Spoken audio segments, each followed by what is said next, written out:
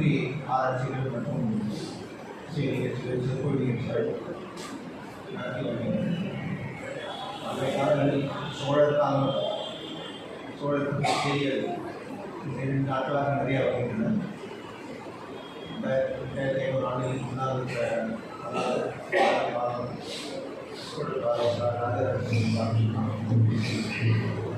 சென்னை பெருநகரிலேயே ராஜராஜ சோழன் மட்டும்தான் முன்னோர்களுடைய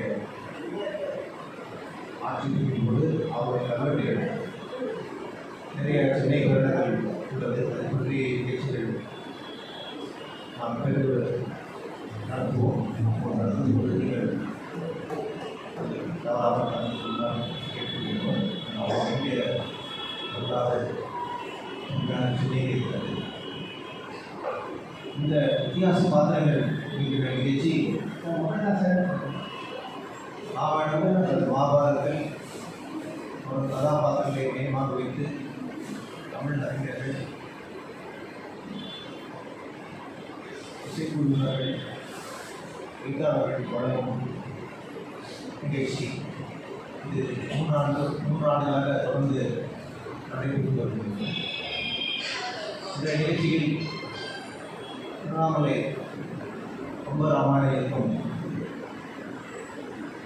திரு ரமேஷ் பாபு அவர்கள் தலைமையில் இன்று சென்னை ஒரு வித்தியாசமான நிகழ்ச்சி நடந்து இருக்கிறார்கள்.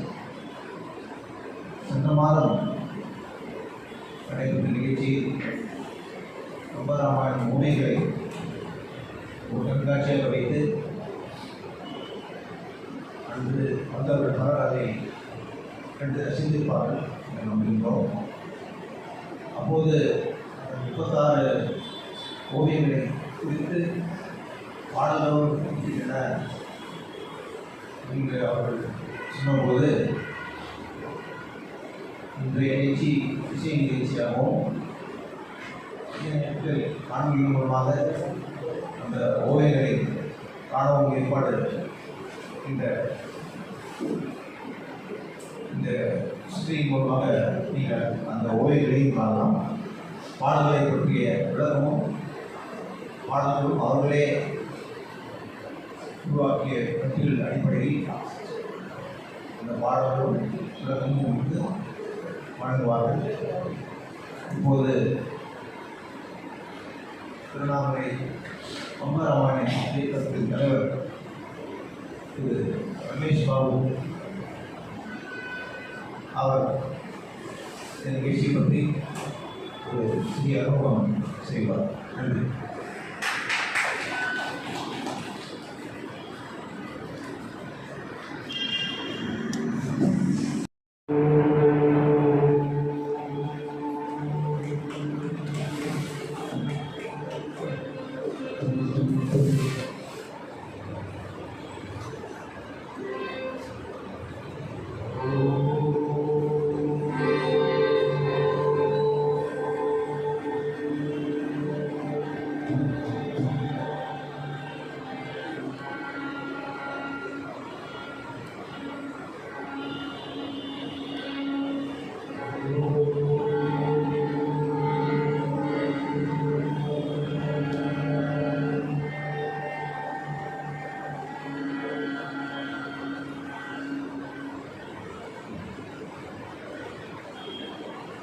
அனைவருக்கும் பணிவார்ந்த வணக்கம்.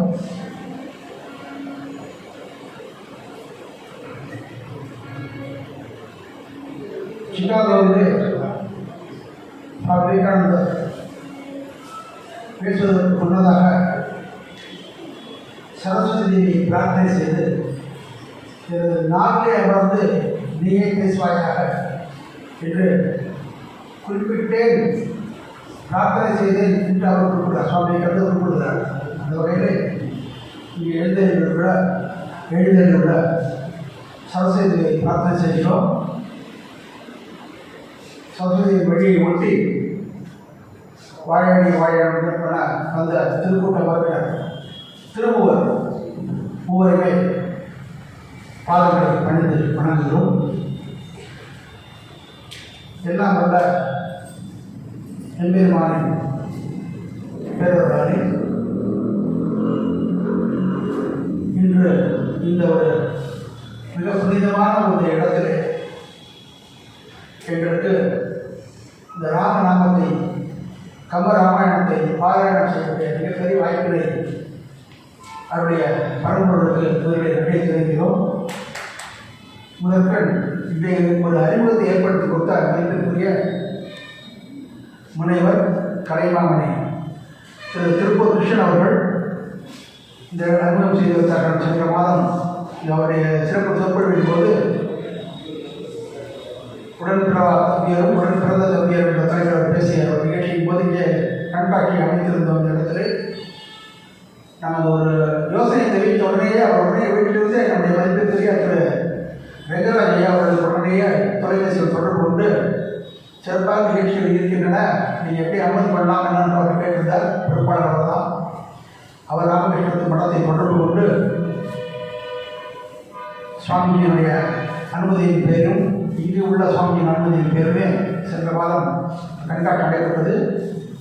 அதைத் தொடர்ந்து இந்த மாதங்களுக்கு திரு வெங்கராஜ் அவர்கள் எங்களுக்கு அனுமதி வழங்கியிருக்கிறார்கள். அவர்களுடைய மனமார்ந்த ஒரு நன்றியை இயக்கத்தின் சார்பாக தெரிவித்துக் கொள்கிறோம்.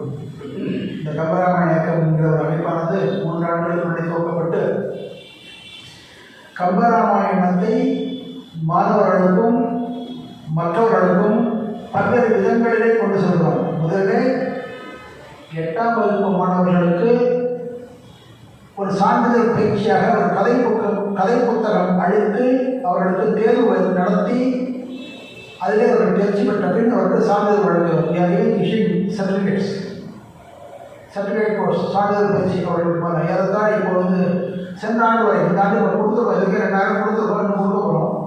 சென்ற ஆண்டு வரை 55 பள்ளிகள் திருவண்ணாமலை சுற்றுவட்டாரத்தை ஒட்டி 55 பள்ளியிலிருந்து ஏறத்தாழ 6000 மாணவர்கள் இந்த புத்தகங்களை இலவசமாக கொடுத்து அவர்கள் சான்றிதழ் கொடுத்திருக்கிறார்கள். அந்த பயிற்சி நடந்தது. இது முதல் நிகழ்ச்சியாக. அதைத் தொடர்ந்து கண்காட்சி, கவியரங்கம், கருத்தரங்கம், பாராயணம், சொற்பொழிவு, கம்பராமாயண அமுது என்கிற பேரிலே கம்பராமாயணத்தை சிந்திக்கக்கூடிய தமிழ் இளைஞர்களை ஒன்றிணைத்து கம்பராமாயணத்தை செய்யுள் வாரியாக சிந்தித்துக் கொண்டிருக்கிறோம். மாதாவாக ஒரு நிகழ்ச்சி.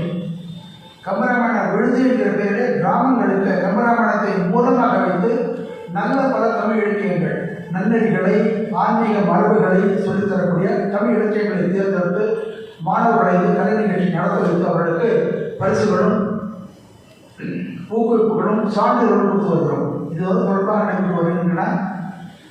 இந்த வகையிலே விவேகானந்த சுவாமி விவேகானந்தருடைய பேரருளாலே அவருடைய ஆற்றலினாலே இந்த நிகழ்ச்சி தற்பொழுது நடைபெற இருக்கிறது.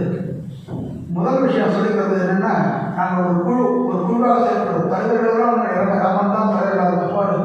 ஒரு ஃபார்மல் ஏன்னா ப்ரொசீஜருக்காக தேவைப்படாமல் ஒரு தலைவர் செயலாளர் ஒரு ப்ரொசீஜர். மதிப்பிற்குரிய அவர் குப்பனையா அவர்கள் தமிழ்ச்செம்மல் விருது தமிழ்நாடு விருது வாங்கியிருக்காங்க. அவங்க திருக்குறள் தொண்டு மையம் என்று வைத்துக்கொண்டு திருவண்ணாமலை சுற்றுள்ள இடங்களிலே திருக்குறளை கொண்டு செல்வதே தன்னுடைய தலையாக பணியாக செய்து வருகிறார். மாதம் திருக்குறள் ஓதிக்கொண்டு அண்ணாமலையார் கோவிலை சுற்றி, மாடவீதியை சுற்றி, மலையை சுற்றி 3 விதமான ஒரு கிரிவலம் மலைவரம் வந்து கொண்டிருக்கிறார். 200 மாதங்களாக செய்து கொண்டிருக்கிறார். 210 கடந்து திருக்குறளை ஓதிக்கொண்டே அந்த கிரிவலம் ஒரு குழுவாக இந்த மாதிரி நிறைய திருப்பணிகள் பல இடங்களில் திருக்குறளை எழுதி வைத்துக் கொண்டு இலவசமாக வண்ணக்கலைகளை எழுதி பல பணிகள் நேரத்தை சிறியத்தை சொல்லி மாடாது அந்த மாதிரி செய்து கொண்டிருக்கிறார். அவருடைய இயக்கத்தினுடைய செயலாளராக செயல்பட்டு வருகிறார். மதிப்பிற்குரிய புலவர் தங்க விஸ்வநாதன் அவர்கள் அவர் பெரிய புராணம், கந்த புராணங்களிலே மிகப்பெரிய இலக்கிய சொற்பொழிவாளர்.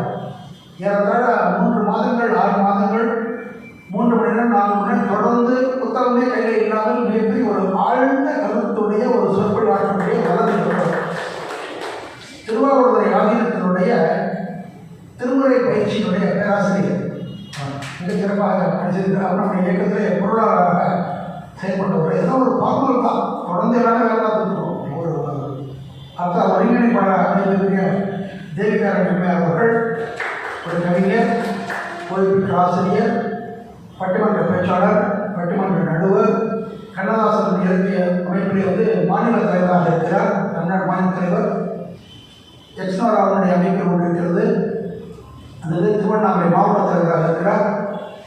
உலக தமிழ் சங்கத்தினுடைய திருவண்ணாமலை மாவட்ட செயலாளராக இருக்கிறார். இன்னும் பல்வேறு பொறுப்புகள் எடுத்துக்கொண்டு குடும்ப சுமையும் தாண்டி கொண்டு பணிகளை செய்து கொண்டு ஒரு சிறந்த ஒரு பெண்மணியாக நிவேதிதா அம்மையாக ஒரு வழிகாட்டு பெண்மணி போல திகழ்ந்து வருகிறார்.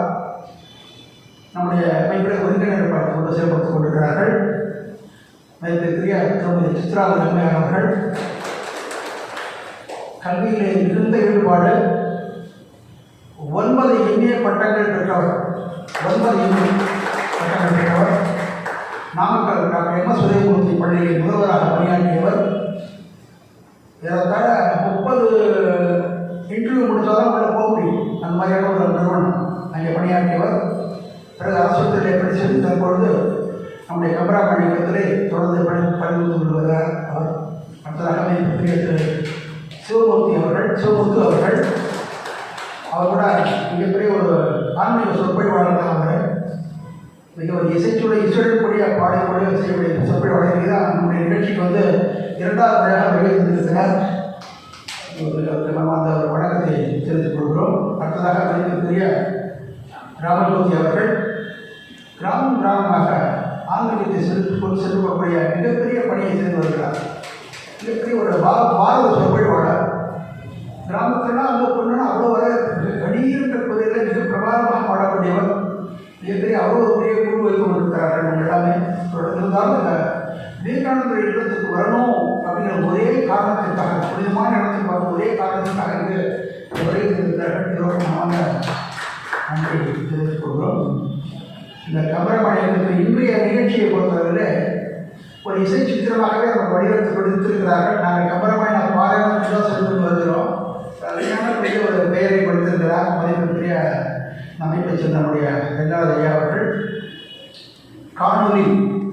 காணொலி சித்திர காட்சி கொடுத்துருக்காரு. இது வந்து சில முறை சுவாமி சொன்னாங்க தான் இங்கே ஒரு டிஜிட்டல் படம் கண்காட்சிக்கு வச்சுருந்தோம். ஃப்ளெக்ஸ் பேனரில் திடீர் பதாகையில் தற்போது அதே வந்து ஒளி வடிவமாக இங்கே அளிக்கப்படுகிறது. அது வந்து செயல் போடு நாங்கள் தான் பேச போகிறோம். இன்னொரு முக்கியமான தகவல் பார்த்தா நாங்கள் யாருமே ப்ரொஃபஷனல்ஸ் கிடையாது. மிகப்பெரிய ஒரு இசை ஞானிகள் யாருமே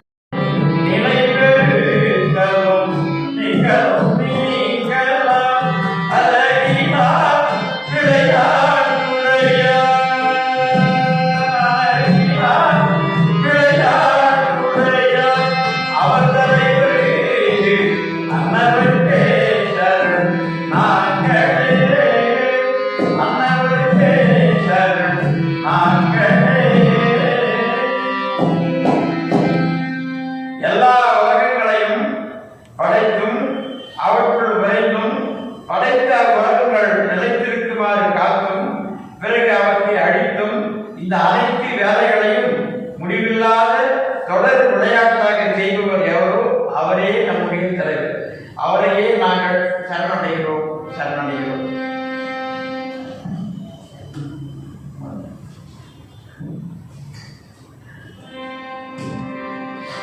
சக்கரவர்த்தி தாமரை அவைகள்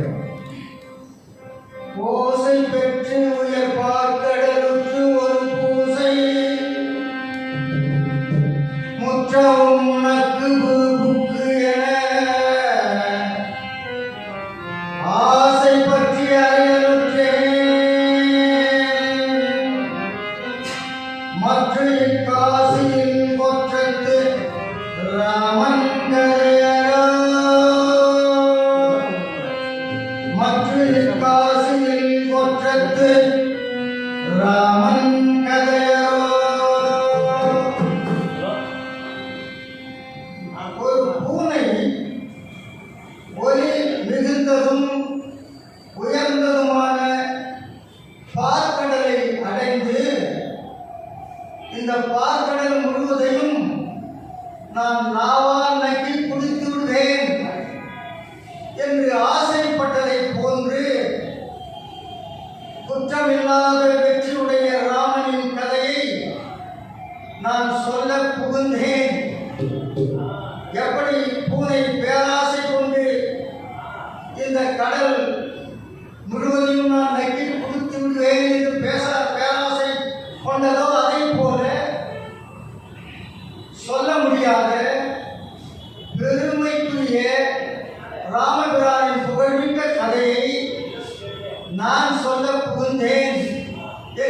மிகவும் அடக்கமாக கம்பன் சொல்லிக் கொள்கிறான். யார் கம்பன்? 10,000 கவிதை முத்தாக அடி வைத்த சத்தான கம்பனுக்கு ஈடு இன்னும் வித்தாகவில்லை என்று பாடும் சொன்னார் கண்ணதாசன். அவ்வளவு புகழ் வாய்ந்த கம்பன் உனக்கு பின்னாடி ஒருத்தர் இல்லைன்னு சொன்னான் கண்ணதாசன். அப்படிப்பட்ட புகழ் வாய்ந்த கம்பன் மிகவும் அடக்கமாக நான் அந்த பூனை ஆசைப்பட்டதை போல நான் ராமபிரான் கதையை எழுத ஆசைப்பட்டேன் என்று அது என்னுடைய பேராசை தான். உயர்ந்தது மகான்னு சொன்னேன். என்ன பார்க்கணும் ஏன் உயர்ந்தது? அது தேவர்களுக்கு அமுதத்தை தந்தது. ஒளி மிகுந்த கடல் முன் தேடி கடற்கரை ஓரமாக இருக்கீங்க. கடற்கரை ஓரமாக போய் கடற்கரை ஓரமாக நின்றுவாங்க. ஒவ்வொரு இறைச்சி ஆக ஒளி மிகுந்த உயர்ந்த பார்க்கடலை முழுவதும் நட்டி குடித்து விடுவேன் என்று பூனை ஆசைப்பட்டதைப் போல நான் ராமபிரானின் கதையை சொல்ல ஆசைப்பட்டேன் என்று மிகவும் அடக்கமாக கம்பன் சொல்லிக் கொள்கிறான்.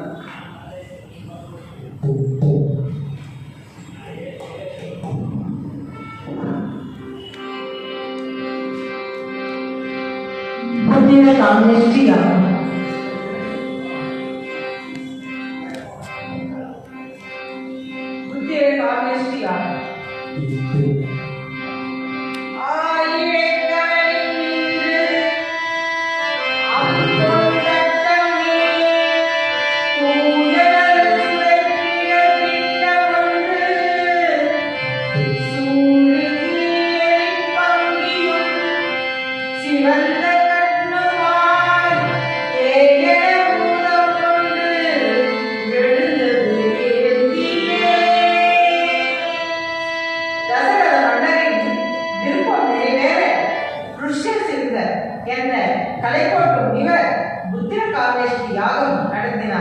அந்த வேள்வியின் நிறைவில் தீயிலிருந்து ஓர் உருவம் வெளிவந்து அமிர்தம் நிறைந்த தங்க பாத்திரத்தை அழித்து விட்டு மறைந்தது. ராமனின் திறப்பு. ஒரு பகல் உலகெல்லாம் முதலங்கள் மறைந்து அருமைக்கு உழவர் அஞ்சன கருவறை பொழுது எளிகாட்டும் ஜோதியை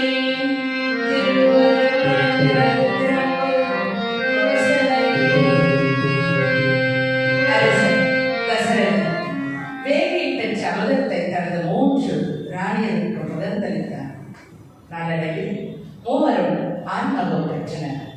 பிரளய காலத்தில் அனைத்து உலகங்களையும் தனது வயிற்றில் அடக்குபவனும் வேதங்களை கடந்தவனும் ஆகிய திருமாலை திருவிளக்கமாக உலகை காப்பதற்கு ராமன் கோசலை வைத்திருக்கிறார். கருமை நிறமான மேகக்கூட்டத்திற்கு அழகூட்டும் மரம் தரும் ஜோதியை போல் ராமன் திகழ்ந்தார். கைகேயின் மகனாக பரதன், சுமித்திரையின் மகன்களாக லக்ஷ்மணன் மற்றும் சத்ருகன் பிறந்தனர். ஒரு சிறப்பான நிகழ்ச்சி இல்லையா? திரு இறக்கம் அவதாரம் மகாவிஷ்ணுவானவர் ராமராக இறங்கி வந்திருக்கிறாரு. தன்னுடைய அனைத்து தேவர்களும் தெரிவிக்கிறாங்க இல்லையா? மிகப்பெரிய ஒரு காட்சி. இது நாம ஆனந்தமாக கொண்டாடலாம். ஒரு சிறிய நாமாவளி வரும்போது பாடுவார்கள். நாம் அவளை தொடர்ந்து அவருடைய கதையை பயன்படுது. சிறிய நாமாவளி. ராம ராம ராம ஹரி ராம ராம ராம ஸ்ரீராம ராம ராம ஹரி ராம ராம ஜெய ராம ராம ராம ஜெய ராம ராம ஹரி ராம ராம ஜெய ராம ராம ஸ்ரீராம ராம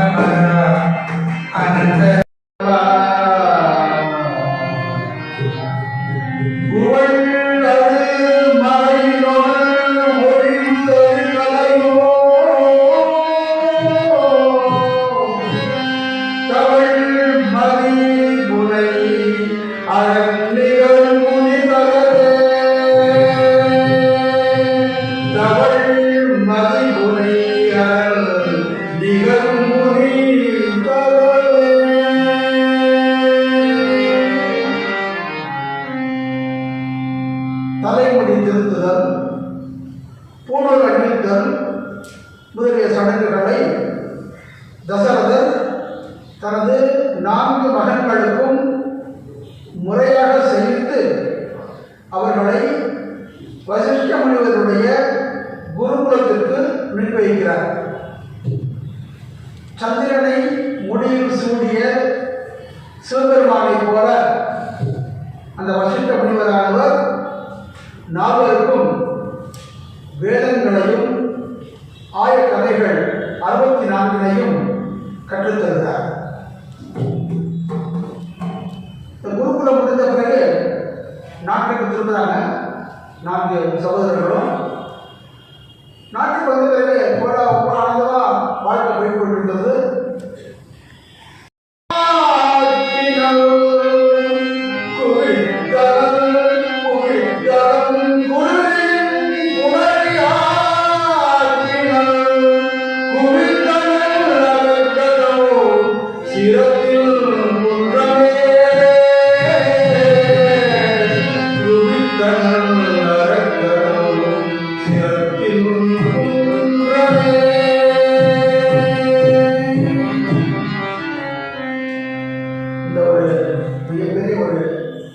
உலக நலனுக்காக விஸ்வாசம் செய்யப்பட்ட யாகத்தை தடுப்பதற்காக முன்னதாகவே காடகையை வதம் செய்து யாகம் நடக்கும் பொழுது வந்த அரக்கர்கள் மிருகத்தினுடைய சடலங்களையும் இறைச்சிகளையும் யாகம் கொட்டுகிறார்கள். ராமன் தன்னுடைய அம்மினாலே வானத்திலே மிக அருமையான கூரை வைத்து அதை தடுக்கிறார். அது மட்டுமில்லாமல் அந்த அரக்கர்களை கொன்று குவித்து அந்த ஒரு மிகச் சிறப்பான ஒரு யாகத்தை காப்பாற்றுகிறார் ராமன் லட்சுமணனாக இணைந்து.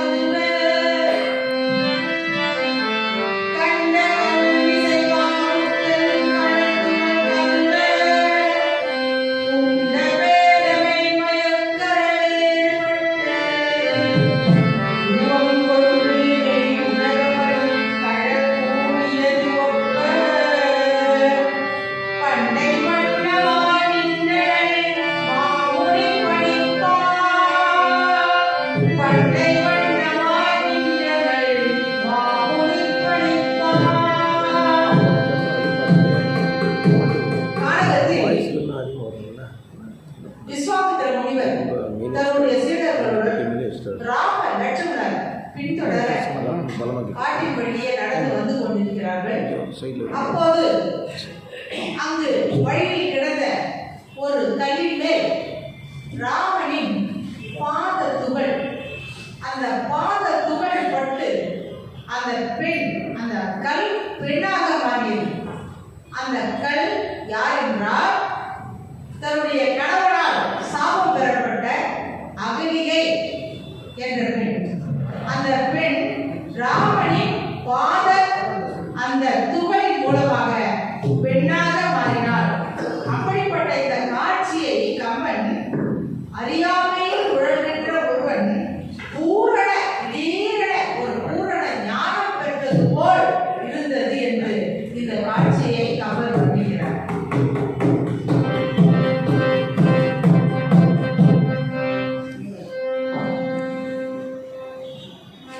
சீதை தோன்றுகிறது. குழுகின்ற கொடுமுகத்தின் உதிக்கின்ற கதிரின் ஒளி பொழிகின்ற புவி மனத்தை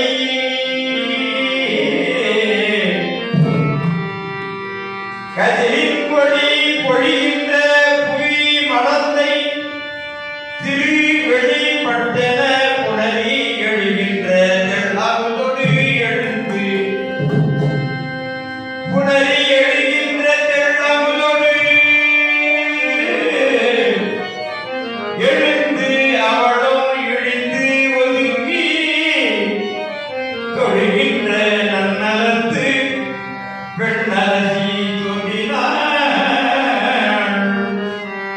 பொழிகின்ற நன்னலத்து பெண் அரசி தோன்றினார்.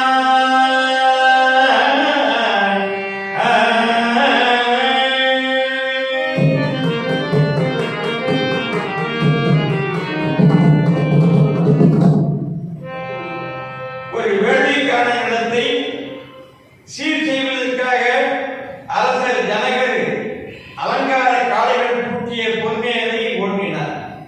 அப்பொழுது பூமியிலே இருந்து பூமாதேவியின் குழந்தையாக சீதை தோன்றினார்.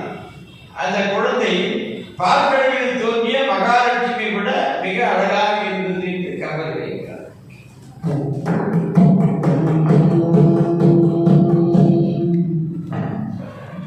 இந்த விஸ்வாமித்திரர்கள் வந்து யாகத்தை காத்துக்கொண்டு இந்திரியர்களுக்கு வருகிறார்கள். வறுமையிலே தான் இந்த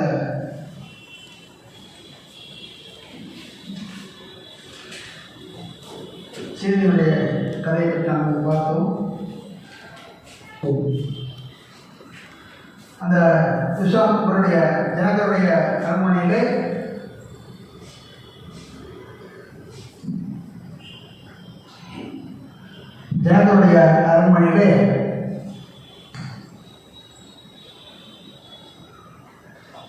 சிதம்பரம் நடைபெறுகிறது. அந்த வில்லை ஒவ்வொரு எடுத்து தோற்று போகிறார்கள், எடுக்க முடியாமல். அந்த சிவதனுசு ராமர் எப்படி இருக்கிறார்கள் கம்பர் குறிப்பிடுகிறார். தடுத்தீமையாமல் இருந்தவர்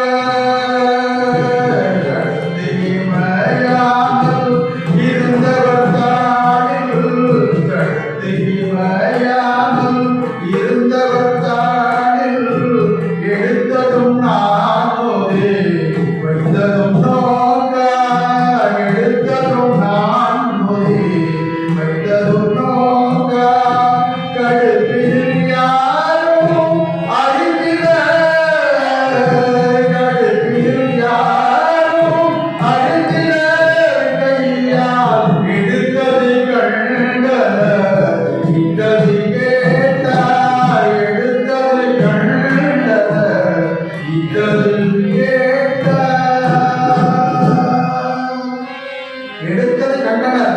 அந்த சபையில் இருக்கிறவங்க பார்த்தாங்க, எடுத்தது கண்டனர். விற்றது கேட்டாக்க எங்கெங்கோ இருந்தவங்க கேட்கிறாங்க.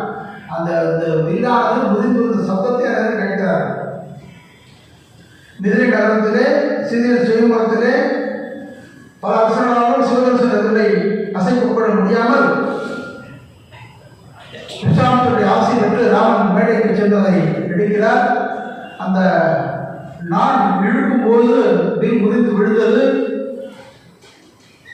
மிகவும் கோலாகலமான அந்த நிகழ்ச்சி அனைவரும் மகிழ்ச்சியை ஆழ்த்தியது. இந்த சப்தத்தை வந்து உடனே சம்பவத்தை எல்லாரும் பார்க்கிறார்கள். எடுத்தது கண்டனர் பார்க்கிறாங்க. இட்டது சப்தம் வந்து பல இடங்களுக்கு அது அப்படியே முறிந்து விழுந்த சப்தம், சிவதனுசு சப்தம் வெளியிலெல்லாம் கேட்கிறாங்க. அது அன்பாக சிறப்பாக நடைபெற்றது. அதைத் தொடர்ந்து சீதைக்கு ராமருக்கும் திருமணமாகிறது.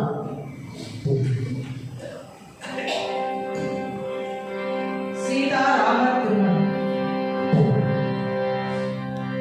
வெய்யக்கனதனை வீரனும் மன்னாள், வெய்யக்கனதனை வீரனும் மன்னாள், மையர் மந்திரமும் வழங்கார், நெய்யமையாவுதி யாவையும் நேர்ந்தனான், நெய்யமையாவுதி யாவையும் நேர்ந்தான், தையல் தளிர்கை கடகை பிடித்தான்.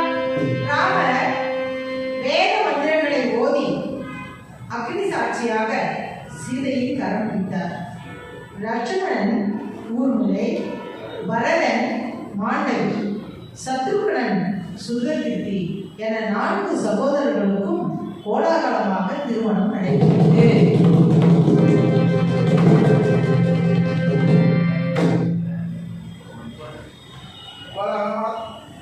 கோலாகலமான திருமணம். திருமணத்தை ஒட்டி வைபவங்கள்லாம் பண்ணோம் இல்லையா? நாங்கள் சொற்பொழிவு பண்ணுவோம். கம்பராமாயண சொற்பொழிவு பண்ணும்போது இந்த நிகழ்ச்சி முடிஞ்சா ஒரு பரதநாட்டிய நிகழ்ச்சி நடக்கும். இந்த திருமணமானவங்க அந்த சபையில் நடக்கிற மாதிரி நம்முடைய இடத்துல அதே பகவான் சொன்ன அன்னியம் பண்ணுவோம். இந்த இடத்துல ஒரு அருமையான ஒரு நாமாவளி வந்து ஸ்ரீராம ஜெய ராம ஜெய ஜெய ராம ஸ்ரீராம ஜெய ராம ஜெய ஜெய ராம ஸ்ரீராம ஜெய. திருமணம் முடிந்து அயோத்தி திரும்பும் வழியில் பரசுராம ராமரை எதிர்த்து தனது வில்லில் நான் ஏற்றுமாறு சவால் விடுத்தார். ராமன் அந்த வில்லை வாங்கி பூட்டி அம்பு பரசுராமர் செய்த அத்துணை தவத்தின் பயனையும் கவர்ந்து ராமனிடமே சேர்த்துவிட்டார். மிக அருமையாக பரசுராமருடைய சவாலை வென்று அயோத்தி திரும்புகிறார்கள். மிக ஆனந்தமயமான வாழ்க்கை வாழ்ந்து வருகிறார்கள். அரசனுக்கு தசரதனுக்கு ஒரு எண்ணம் வருகிறது. அவனுடைய மகன்கள் பரதனும் சத்ருகனும் கைகேயினுடைய நாட்டிற்கு சென்றிருக்கிறார்கள். அந்த ஒரு காலகட்டத்திலே தசரதன் சிந்திக்கிறான், இந்த நேரத்தில் ராமனுக்கு உடனடியாக முடிசூட்ட வேண்டும் என்று ஒரு மந்திராபோசனை செய்கிறான். மக்களுக்கு, மந்திரிகளுக்கு, குருமார்களுக்கு மிக மகிழ்ச்சி, மிக சந்தோஷம். அவசியம் பட்டாபிஷேகம் பண்ணிக்கலாம் சொல்கிறார்கள். இலவச பட்டாபிஷேகம் எல்லாம் விருப்பப்படுறாங்க. அதனால அந்த ஒரு கோலாகலம் நாள் குறிக்கப்படுகிறது. வசிஷ்டர் கொடுத்து கொடுக்கிறார். மறுநாள் ராமனுக்கு பட்டாபிஷேகம். முதல் நாள் இரவு ஒரு பெரிய காட்சி. கைகை கேட்ட வரம், ஏய வரங்கள் இரண்டின் ஒன்றினால் என் அரசாழ்வது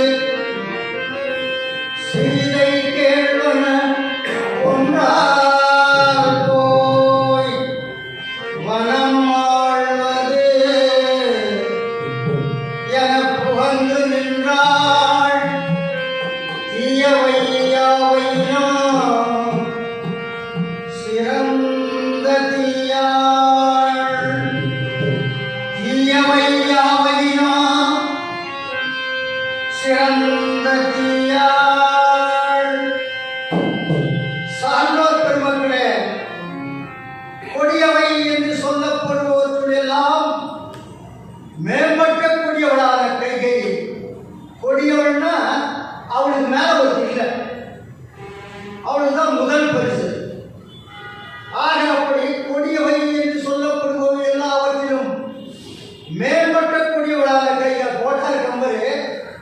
சிறந்தன்னு போட்டாரு, தீயாள் கெட்டவன் போட்டு சிறந்த எதுவுமே சிறந்த தீயாள் கொடியவன் அர்த்தம். இந்த இடத்துல சிறந்தன்னா மோசமானவா, கொடியவா, கொடூரமானவன் அர்த்தம். சிறந்தன்னா நல்ல பாம்புன்னு என்ன அர்த்தம்? கட்சியை சாப்பிட மாட்டோமா அப்படியே சொல்லுங்க. நல்ல வெயில் அப்படின்னு என்ன? குழுகுழுன்னு இருக்குமா? கொடுமைன்னு அர்த்தம். நல்ல என்பது நல்ல பாம்புக்கு கொடிய பாம்பு என்றும், நல்ல என்பது நல்ல வெயில்னு சொல்றப்போ கொடிய வெயில் என்றும் சொல்வது போல சிறந்த தீயாள் போடார் கம்பர். என்ன அர்த்தம்? மோசமானவன் கொடுமக்காரின் அர்த்தம், கொடியவன் அர்த்தம். அப்படிப்பட்ட கொடியவளான கைகேயி தயரவனை பார்த்து, தன் கணவனை பார்த்து ரெண்டு வரம் கேட்டா. என்னவா? ஒன்று, என் மகன் நாடாள வேண்டாம் பரதன், சீதை கணவனா. நேற்று வரைக்கும் ராமன் அவதான் வளர்த்தான். கோசலை பெற்றாள், கைகையை வளர்த்தாள். பரதனை கைகையை பெற்றாள், கோசலை வளர்த்து. மாற்று ரெண்டு பேரும், ஒரு கணவனுடைய ரெண்டு மனைவிகளும் பெற்றது ஒரு குழந்தைய மாற்றி வளர்த்தாங்க. நேற்று வரைக்கும் ராமனை சோறுட்டி வளர்த்தவா, சீராட்டி வளர்த்தவ. நீ சொல்ற எம்புள்ள பரதன் நாடாளுவாங்க. அவன் யாரு? சீதைக்கு கணவனா இருக்கான ராமன். அவன் காடாள வேண்டும் என்று கொடுமையான வார்த்தையை சொல்லி உறுதியா நின்றான். அதான் முக்கியம், இன்றியமையாது. ரொம்ப கொடுமையை சொல்லிட்டு பிறகு நாம அப்படி சொல்லிட்டுமே இல்லாம மிக கொடிய வார்த்தையை சொல்லி மனம் புண்படும்படி சொல்லி நிமிர்ந்து நின்றான். நிமிர்ந்து நின்றான், அதான் சொல்றான். அப்படி சொன்னப்போ அடுத்த பாடல்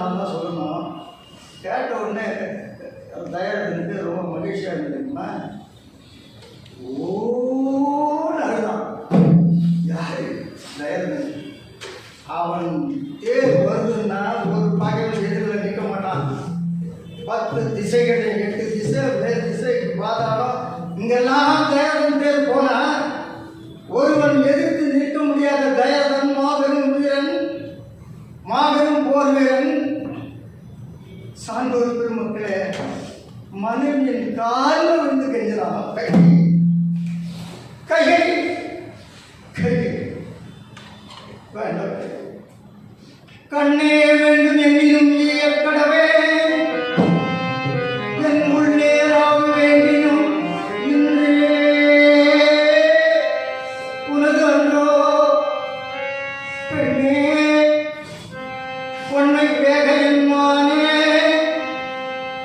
பெருவாயே மண்ணே கொள்ளை மற்றது ஒன்றும் மற என்றால் கையை என் கண்ணு வேணுமா? எடுத்துட்டு என் உயிர் வேணுமா? கையை யாரு 10 திசையை தேர்விட்டு ஜெயிச்ச தசரதன் மனைவின் காலில் விழுந்து கையை என் கண் வேண்டுமானால் பெற்றுக்கொள், என் உயிர் வேண்டுமானால் எடுத்துக்கொள். என் மகன் ராமனை காடுன்னு சொல்றதுக்கு மனசு வரல. மற்ற எது ஒன்றும் மற என்றால் காடுன்னு சொல்லவே முடியல அவனால. தன் பிள்ளை எப்படி காட்டுக்கு அனுப்புவான்? ஓ இது தசரதன் பக்கம். காட்டுக்கு போற ராமன் ஆச்சரியமா இருக்கிறவங்க. அதான் ராமன். காட்டுக்கு போற ராமன் அழகா பாடணும். காட்டுக்கு போன ராமன் சொல்றான், தசரதன் ஓன்னு அழகானா?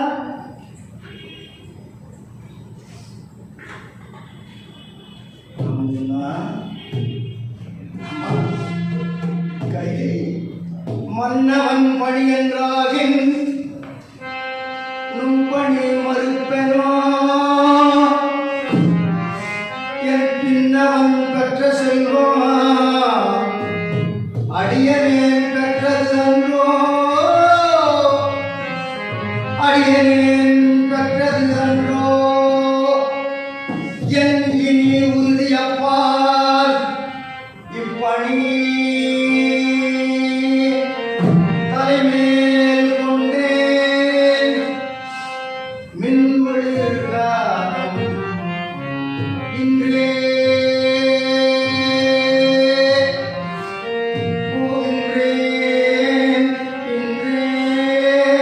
போகின்றேன் தாயே. அம்மா காட்டுக்கு போன்னு அப்பா சொன்னதான் போகணும்னு நினைக்கிறீங்களம்மா? உள்ளன்னு அப்படி இருக்குமா? நீங்க சொன்ன போறதம்மா. என்ன தனக்கு வரவேண்டிய பதவியை அபகரித்து பிடுங்கி தன் மகனுக்கு கொடுக்குறா கைகையை. இவன் சொல்றான், அம்மா நாம தான் எவ்வளவு போகிறோம், எங்க அப்பா சொல்லிக்க மாட்டாங்க, நான் நேரம் போய் கேட்கிறேன் அப்படித்தானே சொல்லுவான். நான் வழக்கமன்றத்துக்கு போறேன், நான் நீதிமன்றத்துக்கு போறேன் அப்படித்தானே சொல்லுவான். ஆனா ராமன் சொன்னா, அம்மா காட்டுக்கு போடுன்னு சொன்ன அம்மா சொன்னா, பையன் சொன்னா,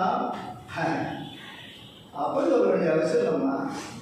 நீங்க சொன்னா போதாதம்மா, நான் காட்டுக்கு போறேன். அம்மா இந்த அரச பதவியை நான் ஆண்டால் என்ன, என் தம்பி வரதன் ஆண்டால் என்ன, எல்லாம் ஒன்றுதாம்மா. இதை விட பெரிய பேரு மகிழ்ச்சி உலகத்தில் என்னமா இருக்குது? யாரு தனக்கு வரவேண்டிய பதவி, நான் தனக்கு எவ்வளவு சண்டை, எவ்வளவு கூட்டணி, யார் கூட சேர்ந்தா நமக்கு நாற்காலி வரும், எவ்வளவு சண்டை, 26 வரும்போது சண்டை வருது, எவ்வளவு சண்டை. ராமன் மாதிரி இருந்தா உலகத்துல அமைதிதான். வேணாடா, ராஜபதவி வேணாம்னு சொல்றான், வர வேணாம்னு சொல்றான். என்னது ஆச்சரியமா இருக்கு. இப்படியெல்லாம் நாடு இருந்தால் அமைதிதான், ராமராஜன் தான். இது எப்படி வரும் என்றுதான் நமக்கு தெரியவில்லை. சொன்னா அம்மா அப்பன்னு சொல்ல வேண்டிய அவசியம் இல்லை அம்மா, நீ சொன்னா போதாதம்மா, நான் போறேன், நான் ஆண்டாது இல்லை, என் தம்பி போக ஆண்டாது இல்லை, அதை விட பெரிய பேர் மகிழ்ச்சி எனக்கு வேற எது இருக்க முடியும், வேற எது இருக்க முடியும்னு கேட்டான். அவ பாருங்க அவங்க அம்மா, அவ சொன்னா உழைக்கின்ற கவலையின்றி மற்றவர்கள் குறைவின்றி எடுக்கின்ற முன் செல்ல தர்மம் பின்னிறங்கியாக மழைக்குன்ற மழையால் மோதலை கவித்தலன் வரும் என்று தழைக்கின்ற உள்ளத்து அந்நாள் முன் ஒரு கவியன் சென்றான் சொன்னார் தலைவர். நாளைக்கு பட்டாபிஷேகம் ராமன் நாளை வந்து சூட்டுகிறேன். எதிரி குதிக்கல ராமன், நாமளாதான் ஓன்னு குதிச்சிருப்பான். கையை சொல்லிட்டே வந்து கிடையாதுப்பா, உட்காந்துல உடஞ்சி உட்காந்துல. அவங்க அம்மா பாருங்க கோசல பையன் பதவி ஏற்றுக் கொண்டு வருவாங்க, கவலை வீசி வருவாங்க, பக்கத்தில் வரணும், வெண்கொடை குடிச்சிட்டு வருவாங்க, ராஜாவாக வரப்போறான்னு நினைக்கிறான். பையன் தனியாக வர்றான். ராமன் யாரா முன்னால் இழைக்கின்ற விதி முன் செல்ல தரும் முன்னால் யார் எழுதிட்டு போறானா? விதி விதி முன்னால் எழுதிட்டு போதான். ஐயோ தர்மா உனக்கு பதவி இல்லையான்னு தர்மம் பின்னாலே ஓன்னு அழுதுட்டு வருதான். விதி முன் செல்ல தர்மம் பின்னிறங்கியாக தழைக்கின்ற உள்ளத்து அந்நாள் ஒரு தமிழன் சென்றான். வருவான் வருவான் வருவான் முடிசூட்டிக் கொண்டு வருவான் என்று எதிர்பார்த்துக் கொண்டிருக்கிற கோசலை சொல்றார். தப்புதான், பெரிய பையன் இருக்கிறப்போ சின்ன பையனுக்கு முடி சொல்றது தப்புதான். முறைமை அன்று என்பது ஒன்று உண்டு, மும்மையின் நிறை குணத்தவன் என்கினும் நல்ல நாள். ராமா தப்புதான்டா, பெரிய பையனுக்கு தான் அரசு வரணும், அவன் இருக்கிறப்ப சின்ன பையனுக்கு வரக்கூடாது. அது தப்பு இருந்தால் கூட ராமா உன்னை விட 3 மடங்கு நல்ல பையன். யாரு யாரு? இன்னொருத்த மகன் கம்பளியை குறைச்சி உன்னை விட 3 மடங்கு நல்ல பையன்னு சொன்னான்னா அதான் கோசலை. காட்டுக்கு போ, அதான் கை வாய்ப்பு. இந்த மாதாந்திர அமைப்பிலே இதிகாச கதாபாத்திரங்கள் என்றுதான் அந்த மேன்மையை காண்பிக்க அந்த நிகழ்ச்சியை செய்து கொண்டு வருகிறார்கள். அந்த வகையில் ராமாயணத்தினுடைய கதாபாத்திரங்கள் ஒவ்வொரு கதாபாத்திரம் நின்றுகிறது, நற்குணங்களினாலே நின்றுகிறது. குறிப்பிட்டாரிடம் தசரதனுடைய கதாபாத்திரம் பயப்படா சொல்றதுக்கு, ராமனை காட்டு போர்வை சொல்றது கேட்காத சொல்ல வராது. இன்னொன்று கேட்டி அதை உடனே ராமனுடைய தாயானவள் அனுப்பி வைக்கிறார் பையனை, இப்படி உன்னோட பதம் நல்லவன் தான். அந்த லட்சணாட்டம் போனா சுத்திரை என்ன சொல்றாங்க, ராமன் வந்தா என்னோட வா, ராமனோட வா. ராமன் வர முடியல, ராமனுக்கு முன்னால் நீ செத்து போயிடுங்க தாய் பெற்றதாய். இந்த மாதிரி ஒரு கதாபாத்திரங்களுடைய உயர்வை மேம்படுத்தி காண்பிக்கக்கூடிய ஒரு அமைப்பு மிகப்பெரிய ஒரு வாய்ப்பு நமக்கு பாக்கியம். என்னுடைய பாடத்திற்கு சேர்ந்த படிப்பு இல்லை, அதனால இதுவாக நிகழ்ச்சியிலேயே நான் கற்றுக்கொண்டு தெரிஞ்ச விஷயம் தான் நிறைய பெரியவர்களாக இருக்கீங்க. இருந்தாலும் மீண்டும் அதை சிந்தித்து அடுத்த ஒரு தலைவருக்கு கொண்டு செல்வதற்கு மிகப்பெரிய வாய்ப்பாக அமைகிறது. இந்த காலகட்டத்திற்கு சென்ற ராமநாதன் கங்கை நதி அடைகிறான். உள்ளுக்குள்ள தாண்டி போக நடத்ததாக அந்த இடத்துல வனாந்தரத்தில் யாரை சந்தித்தான், அது என்ன நிகழ்ந்தது பற்றி தற்பொழுது பார்ப்போம்.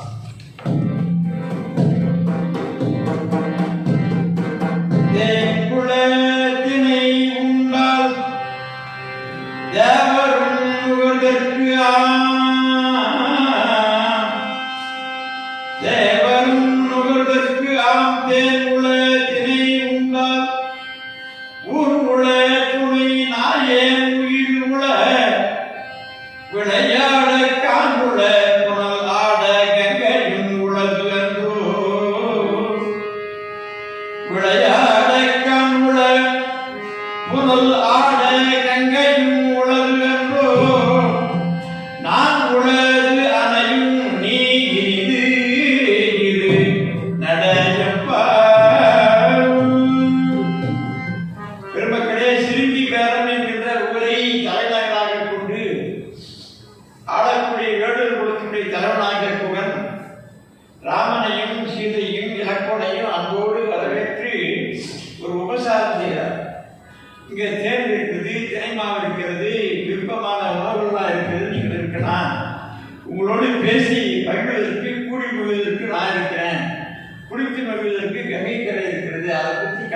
கவலைப்பட காத்துட்டார் பெருமக்களே.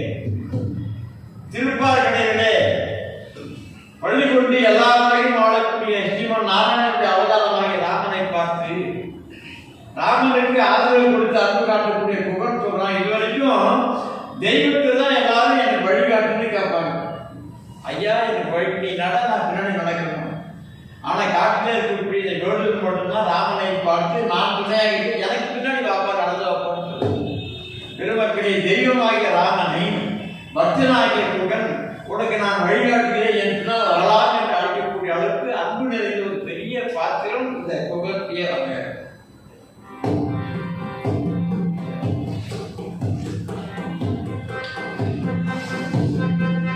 பரதன் பாதுகை அடித்தவன் இரண்டையும் அழுத கண்ணினான், முடித்தவன் இவள் முறையும் சூடினான், படித்தவைக்கு இறைநிலன் பரதன் போகினான், பொடித்தவன் இளங்குரு கொளக்கொள் மேனியான்.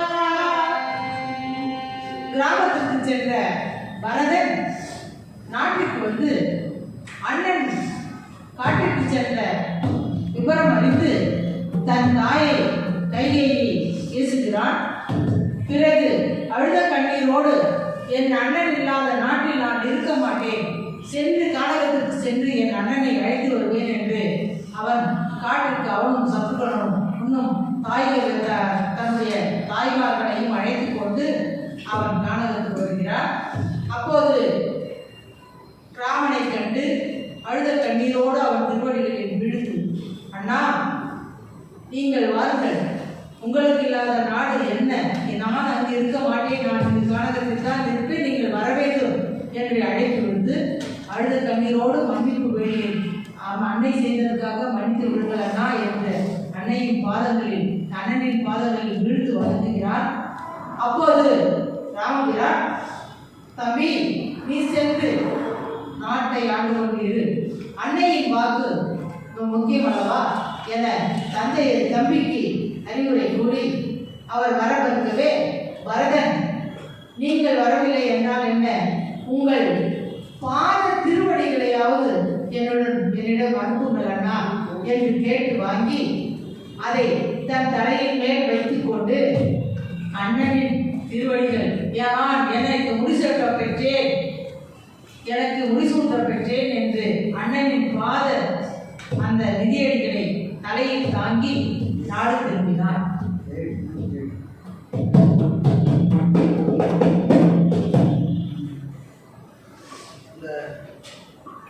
ராமனுடைய பாதங்களை பெற்ற பரதன் அயோத்தி உள்ளே செல்லவில்லை.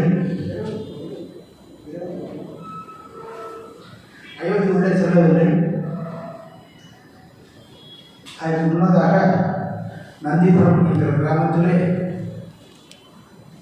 மரபு தெரிவித்து ஒரு முனிவனுடைய கோலத்திலே ராமநாமத்தை சொல்லிக் கொண்டு அப்படியே மூழ்கியிருக்கிறார்.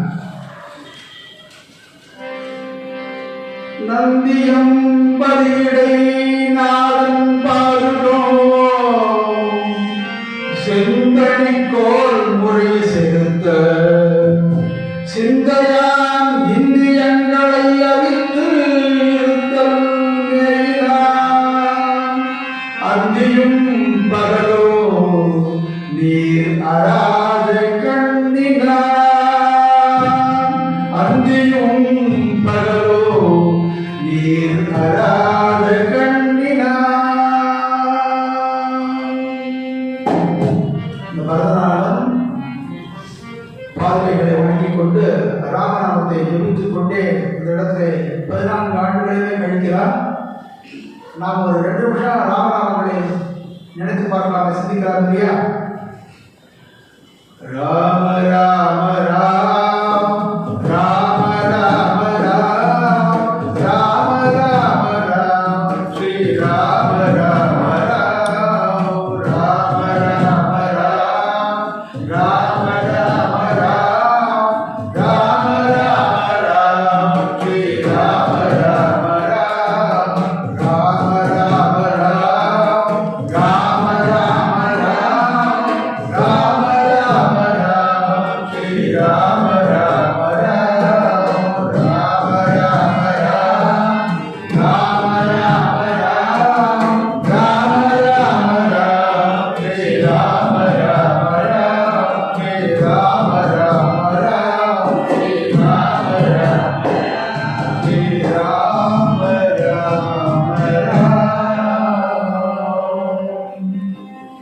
நன்மையும் செல்வமும் நாளும் நல்குமே. இன்னைக்கு நாளைக்கு மறுநாள் கிடையாது, என்னைக்கும் தினசரி கொடுத்து கொண்டே இருக்கும். திண்மையும் அளவோடு தான் அந்தன், வேதத்தின்படி நடப்பவன் தான் அந்தன். அந்த வகையிலே வேதத்தை காப்பாற்றுவோனே காப்பாற்ற வேண்டும். யாவர்க்காயினும், யாரெல்லாம் என்ன, பசுவா இருக்கட்டும், அந்தனா இருக்கட்டும், யாரா இருக்கட்டும், யாவர்க்காயினும், எளியவர்க்காயினும், எளியவர்க்காயினும், இந்த முடியலையே நிற்கிறாங்க, காப்பாத்து ராமா, காப்பாத்து காப்பாத்து ராமா. எளியவர்க்காயினும், சாக பெற்றவரை உங்களை காப்பதற்காக தன்னுடைய வாழ்வை முழுக்க இழப்பவரே, தன்னுடைய உயிரை அளிப்பவரே, தேவருக்கும் தொழும் தேவர்கள் ஆகுவார் என்று ராமன் குறிப்பிட்டு வழிகாட்டி நிச்சயம் உங்களை காப்பாற்றுகிறார் என்று உறுதியளிக்கிறார். அபயம் அளிக்கிறார். பயம், வாழ்க்கை முழுக்க பயம்தான் நமக்கு. எங்க போனாலும் பயம், எங்க போனாலும் பயம். அபயம் ஒரு இடத்தில் மட்டும்தான் கிடைக்கும், இடத்தில் மட்டும்தான் அபயம் கிடைக்கும். அப்படிப்பட்ட அபயத்தை ராமன் அங்கே அருளுகிறார். இப்படியாக அந்த முனிவர்களை காப்பாற்றி அவர்களுக்கு அபயம் அளித்து அந்த காலகத்திலே தன்னுடைய வனவாச நாட்களை கழித்துக் கொண்டிருக்கிறான். அடுத்து வந்துட்டு ஒரு புயல் வருகிறது. இந்த பஞ்சவடிக்கு வந்திருக்கிறாங்க. இந்த இடத்துல 10 ஆண்டு காலங்கள் கழித்திருந்தும் கூட 13 ஆண்டு முடிஞ்சிருச்சு. இந்த வரும்போது இன்னும் ஒரு ஆண்டு தான் பாக்கி இருக்கு. அப்படியே போயிட்டு நினச்சிட்டு இருக்காங்க. அப்படியே விதி மாறுகிறது. ஒரு புயல் வருகிறது.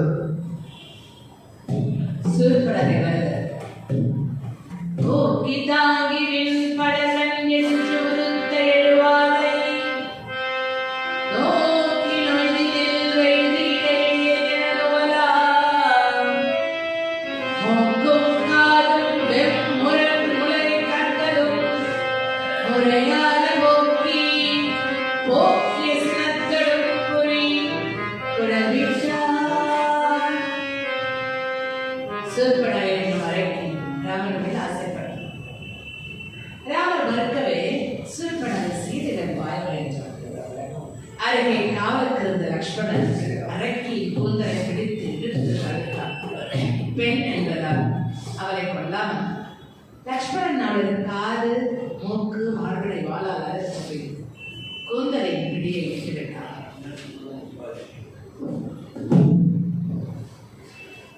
மாயமான் மாரிசன் நெட்டிலச்சரம் மஞ்சனை நெஞ்சுர பட்டது, நெட்டிலை சரம் வஞ்சனை நெஞ்சுரப்பட்டது.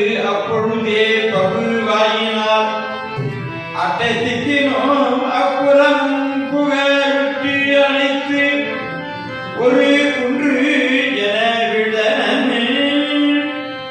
அரக்கன் மாரிசன் பொன்மான் உருவம் கொண்டு ராமரின் குடில் அருகில் சுற்றினான். சீதை பொன்மானை பிடித்து தருமாறு ராமரிடம் கேட்டார். பொன்மானை தொடர்ந்த ராமர் அதனை பிடிக்க இயலாமல் அதன் மீது அம்பு செலுத்தினார். வஞ்சக நெஞ்சத்துடன் மாயமான உருவம் எடுத்திருந்த அரக்கன் மாரிசன் ராமரின் அம்பு தைக்க வீழ்ந்தான். ராமரின் குரல் போல சீதா லட்சுமணா என்று உறக்க கத்திக் கொண்டே இருந்தார்.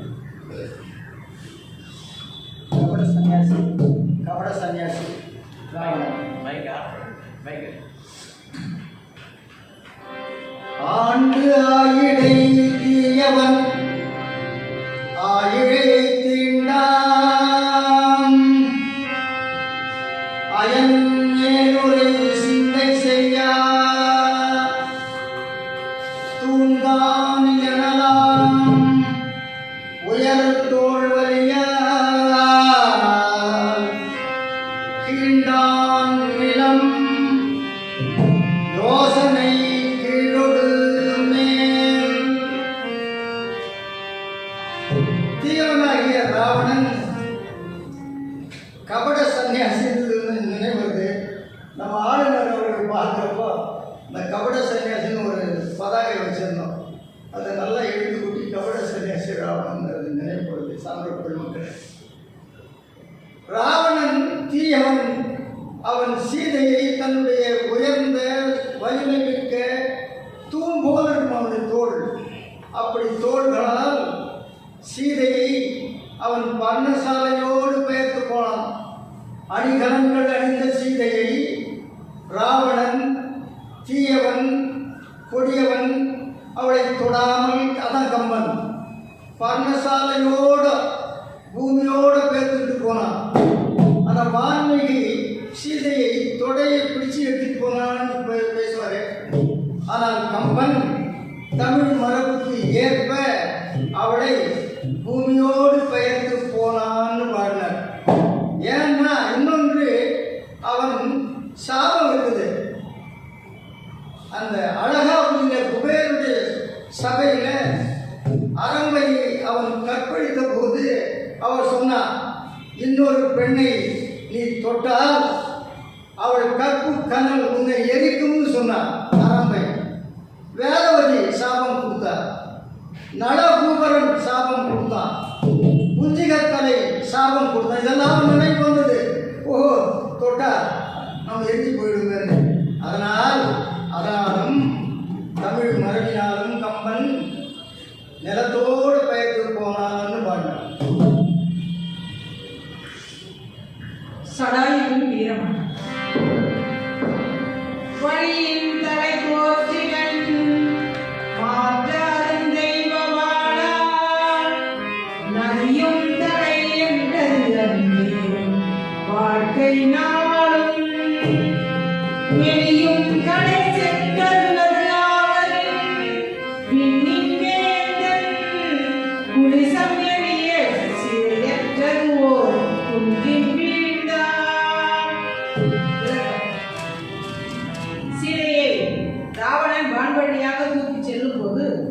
சடாயு என்ற கழுகரசன் சீதையை ராவணன் கலந்து செல்வதை பார்த்து அவனை தடுத்து போரிட்டான்.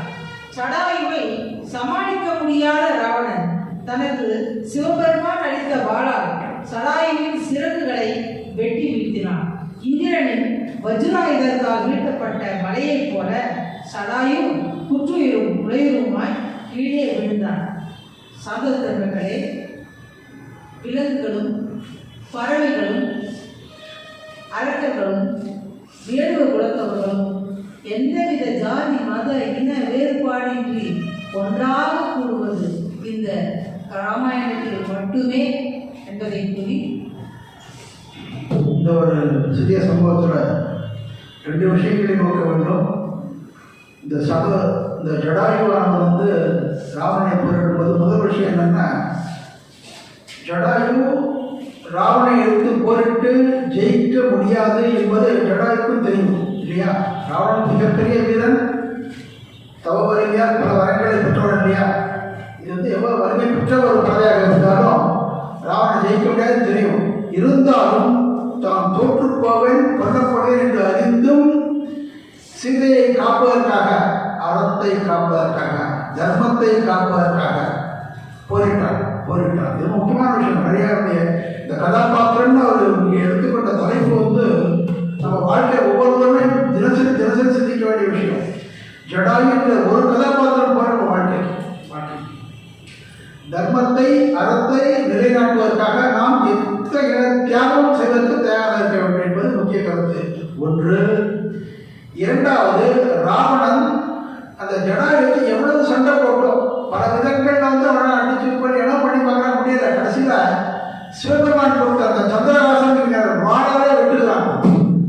அந்த சந்திரகாசனோட வாழ்க்கை தன்மை என்னன்னு சொன்னா, கண்டிப்பாக கொல்லப்படுவார்கள். வெட்டினா டெஃபரட் டெத், கண்டிப்பாக கொல்லப்படுவார்கள். அப்படிப்பட்ட வாழை எடுத்து ஜடாயுடைய சிறைகளை விட்டுகிறான். ஜடாயுடைய இறந்து போகிறார். குறிப்பிட்ட விஷயம் என்ன கவனிக்கணும்னு சொன்னா, சிவபெருமான் அளித்த அவனுக்கு ஒரு வாழ், அந்த வாளை அவன் துஷ்பிரயோகம் செய்தான். நல்லவருக்கு உபயோகப்படுத்துவதன், கெடுதலுக்கு உபயோகப்படுத்தின அந்த இடத்துல. அதனாலே அவனுடைய தலை விதி நிர்ணயிக்கப்படுகிறது, அவ்வளவுதான் என்று. அது மட்டுமல்ல, இறைவன் நமக்கு அளித்திருக்கக்கூடிய கொடைகளை நமக்கு நிறைய கொடுத்து வச்சிருக்காரு. இளந்தை கொடுக்கிறாரு, உடம்புல தெம்பு கொடுக்கிறாரு, நல்ல சுற்றத்தார் நண்பர்கள் கொடுத்துருக்கிறார், நல்ல பண வசதி கொடுக்கிறார். அத்தனையுமே வந்து சமுதாயத்தினுடைய நன்மைக்காக, குடும்பத்தின் நன்மைக்காக, உற்றார் சுற்றாரின் நன்மைக்காக, சமுதாயத்தின் நன்மைக்காக உபயோகப்படுத்திக் கொண்டே இருக்க வேண்டும். கெடுதலுக்கு உபயோகப்படுத்தக்கூடாது. இறைவன் நமக்கு அளித்திருக்கக்கூடிய செல்வங்களை எவ்வளோ செல்வமாக வச்சுக்கலாம், 16 வகையான செல்வம் வரிசையாக சொல்லிட்டே போகலாம் இல்லையா? அந்த வகையிலே இறைவன் அளிக்கக்கூடிய செல்வங்களை நாம் துஷ்பிரயோகம் செய்தால், தவறாக உபயோகப்படுத்தினால் வீழ்ச்சி நிச்சயம் என்பது இது நாம் இந்த அறிந்து கொள்ள வேண்டிய விஷயங்கள். அதை நாம் இந்த கதாபாத்திரங்களை வைத்து நாம் தெரிந்து கொள்வோமாக தொடர்கிறார்கள். சபரியின் விருந்தம் ஆண்டு அவலம்பில் ஏற்றி அழுதியல் கண்ணன் மாண்டதே மாயப்பாசம் வந்தது வரம்பில் காலம் போந்த மாதவத்தின் செல்வம் போயது பிரிவார் வேண்டிய குழந்தைக விருந்து செய்திருந்த வேலை வேடுவ குலத்தில் பிறந்து மகன்க முனிவரின் சீடராக சபரி என்ற இளம்பெண் ராமரை காண்பதற்காக நீண்ட காலம் தவம் செய்து கொண்டு தொண்டு கிழவியார். தற்போது ராமலட்சுமணர் இருவர் வருவதை பார்த்து ஆனந்த கண்ணீருடன் வரவேற்றார். அவர்கள் உண்பதற்கு சுவை மிகுந்த காய்களை அளித்து பிறவி பயனை அடைந்தேன் என்றார்.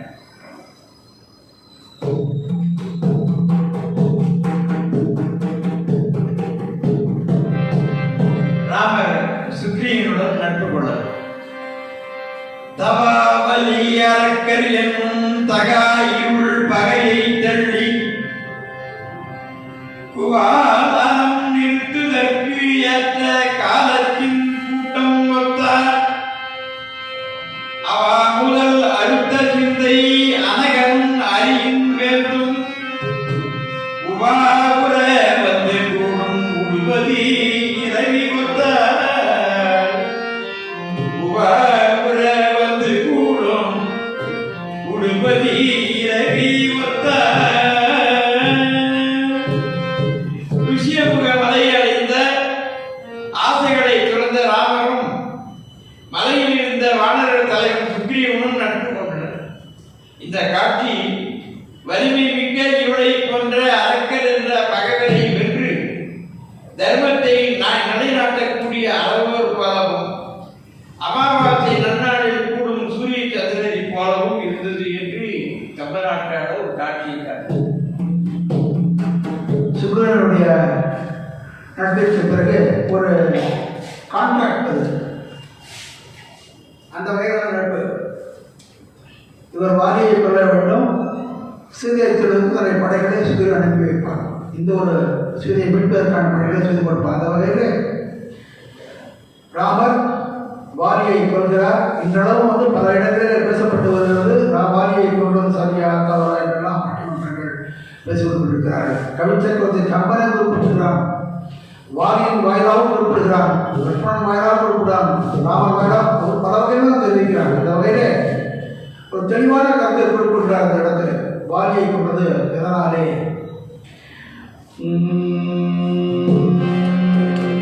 இணையது ஆதலும் எக்குலத்து யாவர்க்கும், இணையது ஆதலும் எக்குலத்து யாவர்க்கும் வினையினால் வரும் மென்மையும் கீழ்மையும், வினையினால் வரும் மென்மையும் கீழ்மையும் அனையர் தன்மை அறிந்து மழித்தனை, அனையர் தன்மை அறிந்து மழித்தனை மனையில் மாற்றி என்றார் மதுநீடியா.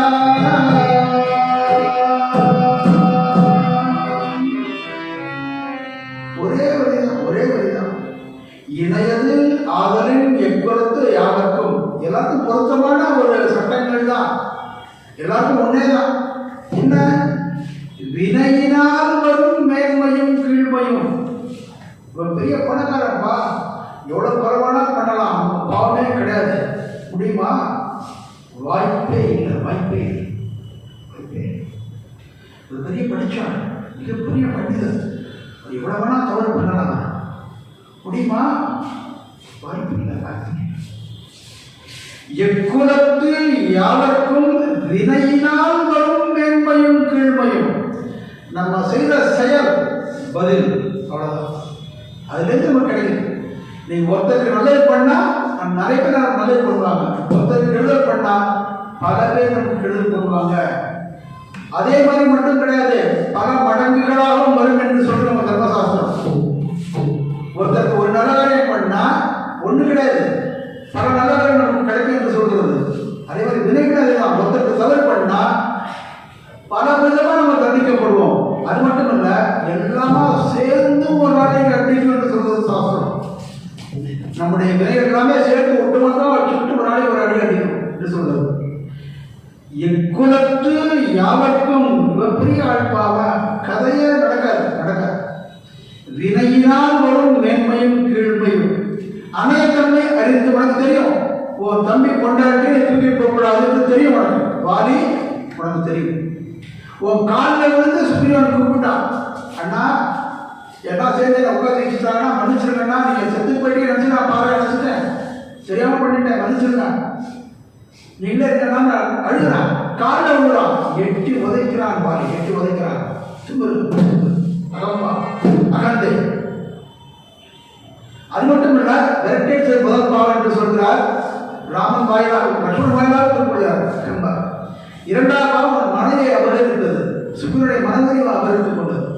அதனால இந்த பாவங்களால அவனுக்கு தண்டனை என்று குறிப்பிட்டு ராமன் இங்கே சொல்கிறார். தமிழ்ச்சட்டத்தில் மிக தெளிவாக மனையின் ஆட்சி, இந்த நாட்டினுடைய சட்டம், குடும்பத்துடைய சட்டத்தை நீ தரத்தாய் அதற்காக இந்த தண்டனை அனுபவிக்கிறது என்று அவர் குறிப்பிடுகிறார்.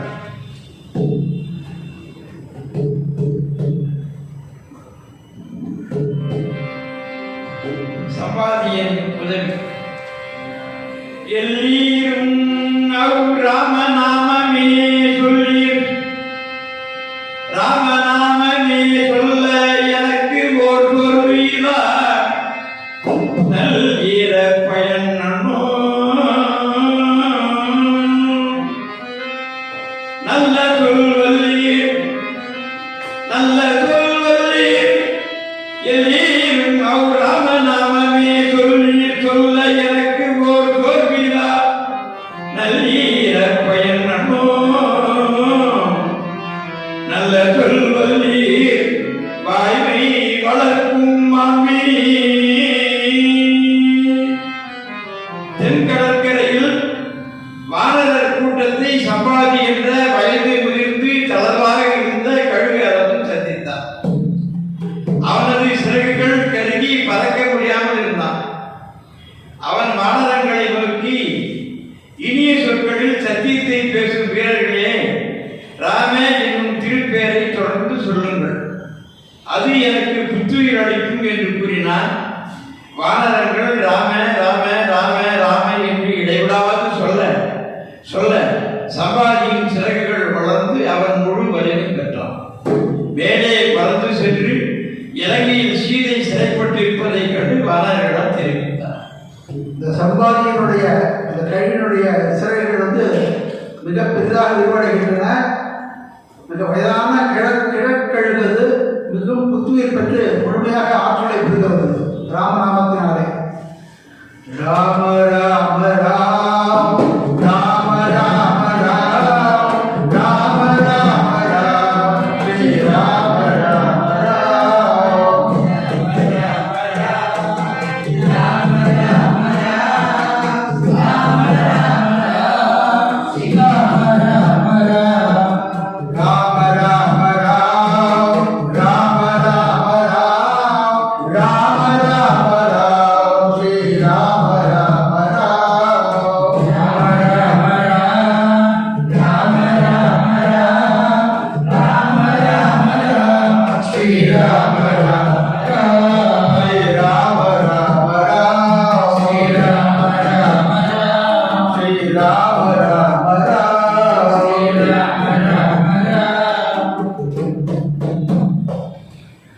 இந்த கழுவினுடைய பார்வையிலே சீதை இருக்கிற இடத்து இருக்கும் இடம் வந்து சொன்ன உடனே அனுமன் கடற்காலி செல்கிறார், இலங்கைக்குடைய புக முயற்சி செய்கிறார்.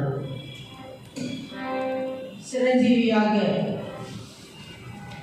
அனுமன் ராம என்ற இரண்டெழுத்தினால் கடலை கடந்து உத்வேகம் பெற்று கடலை கடந்து இலங்கையை அடைகிறார். அறம் வெல்லும் பாவம் தோன்றும். அண்ணனே முடிந்தது ஐய, அண்ணனே முடிந்தது ஐய, அறம் வெல்லும் பாவம் தோற்கும் என்னும் ஈடு எவ்வளவு தரியதோ இனி மற்ற உன்னால் உன்னிய எல்லாம் முற்றும் உனக்கும் முற்றாதது உண்டோ பொன்னகர் கூறி எல்லாம் புகழ்ந்து அவள் இறைஞ்சி போனாள். கடல் கடந்த அனுமன் இலங்கைக்குள் நுழைய முயன்ற போது நகரை காத்து வந்த இலங்கை மாதேவி அனுமனை தடுத்தார். அனுமன் ஒரே அடியில் அவளை வீழ்த்தியவுடன் அறம் வெல்லும் பாவம் தோற்கும் என்று பிரம்மன் சொன்ன சொல் பலித்தது. செயற்கரிய செயல்களை செய்யக்கூடிய நீ இலங்கைக்குள் செல்வாயாக என்று கூறி இலங்கை மாதேவி அனுமனை வணங்கி சென்றாள். அனுமன் சீதையை காணுதல். பாழிய பனைத்தோள் வீரன் துணையிலே பரிவு தீர்த்த வாழிய வள்ளலே,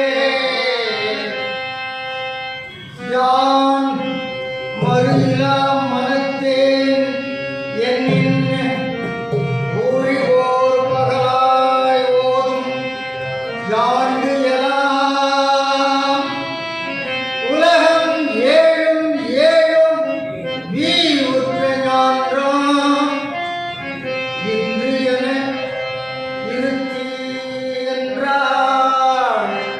இன்று என இருத்தி என்றாள். சீதை அனுமனை பார்த்து சொல்றா, யார் அனுமன்? மாதவி பொதுமுறையில் தற்கொலை செய்து கொள்ள போனவள் சீதை. ராமன் வரவில்லையே, ராமன் வரவில்லையே என்று தன் உயிரை விட மாதவி பொதுமுறை போனவா. அனுமன் தான் காப்பாற்றலாம். ராமன் ஒன்றும் இல்லை, ராமனா என்னது நம்ம வீட்டுக்கார பேர் சொல்றது யாரான்னு அவளுக்கு ஒரு சந்தேகம் கூட. ஒருவேளை ராவணன் தான் அப்படி வந்துருக்கிறானு இருந்தாலும் அந்த பெயரை கேட்ட உடனே அந்த முயற்சியை கைவிட்டாள். அப்ப சொன்ன அனுமன் பாழிய பனைத்தோள் வீரன் பருத்த மூங்கிலையுடைய போல தோள்களை உடைய. உலகத்துல மூங்கில் போல தோல்னு பெண்களுக்கு தான் சொல்லுவாங்க கவிஞன். கம்பன் ஒருத்தன் தான் மூங்கில் போல தோல் இருக்கிற அனுமன் ஆம்பளைக்கு சொன்னான். ஆனா ஒரே ஒரு வித்தியாசம், பருமனான மூங்கில்னு போட்டான். பெண்களுக்கு தோல்னா மெல்லிசா போட்டிருப்பா. இது ஆம்பளைன்றதால பருத்த மூங்கிலை போன்ற தோள்களை உடைய அனுமனே, என் உயிரை காத்த கொடையாளனே, நான் களங்கம் இல்லாத மனத்தை உடையவள் என்றால் நான் சொல்லுகிறேன் அனுமன், இந்த 14 உலகங்களும் பிரளய காலத்தில் அழிந்தாலும் நீ இன்று போல் என்றும் சிரஞ்சீவியாய் இருப்பாய்னு சீதை சொன்னாள். பிரம்மச்சாரி அனுமன் சிரஞ்சீவியாக இருந்தான். இந்த செய்தியை கண்ட அனுமன் ராவணனை சந்தித்து அவர்களால் நேரம் கருதி அதை தாண்டி போகிறோம். அப்படியே அனுமனுடைய வாரியை தீ வைத்து அனுப்பி வைக்கிறார்கள். கொல்ல முயற்சி பண்ணுறாங்க. அப்புறம் வந்து விபீஷணன் சொன்னால் கொல்லாமல் வாரியை தீ வைத்து அனுப்புகிறார்கள். அப்படிப்பட்ட அனுமன் இலங்கை மாணவரை எதிர்த்து விடுறார்களுக்காக அஞ்சிலே ஒன்று பெற்ற அஞ்சிலே ஒன்றை தாவி, அஞ்சிலே ஒன்று பெற்ற அஞ்சிலே ஒன்றை தாவி, அஞ்சிலே ஒன்றாக ஆரியர் காரியை, அஞ்சிலே ஒன்றாக ஆரியர் காரியை, அஞ்சிலே ஒன்று பெற்ற அனங்கை கண்டயலார் ஊரில், அஞ்சிலே ஒன்று பெற்ற அனங்கை கண்டயலார் ஊரில், அஞ்சிலே ஒன்று வைத்தான் அவன் எம்மை அழைத்து காப்பார், அஞ்சிலே ஒன்று வைத்தான் அவன் எம்மை அழைத்து காப்பார். இந்த பஞ்சபூதங்களை இணைத்து அம்மனை சிறப்பித்து இந்த கவிச்சக்கரத்தை அவர் கொடுக்கிறார். அழித்து காப்பான்னு பார்ப்போம். அழித்து காப்பான்னு எதை அழிப்பான்னு சொன்னா இதெல்லாம் நம்மகிட்ட இருக்கு, நிறைய இருக்கு. நம்மள்கிட்ட எது இல்லையோ அதை கொடுப்பார். அவர்கிட்ட எல்லாமே இருக்கு இல்லையா? ரோம ரோமமும் ராம நாமமும், அதுதான் சிறப்பு அவர் கேட்டாங்க. அப்படிப்பட்ட ராம நாமத்தை அவர்களுக்கு அளிப்பார். ராமநாமத்தை எனக்கு அடிச்சுட்டாருன்னா நம்ம அதை பிடிச்சிட்டோம் சொன்னா நமக்கு என்ன தேடி வந்துடும், தேடி தேடி வந்துடும் இல்லையா? அப்படிப்பட்ட ராமநாமத்தை நமக்கு அன்பு அளிக்க வேண்டுமா இந்த நேரத்தில் பிரார்த்தனை செய்கிறோம். கண்டேன் சீதை கண்டன் கற்பினங்காணி கண்களால் தேய்திரையலை கடலிலங்கை தென்றல் அண்டநாயகனி துரத்தி ஐயமும் பாட்டுல துயரம் என்று அகமன்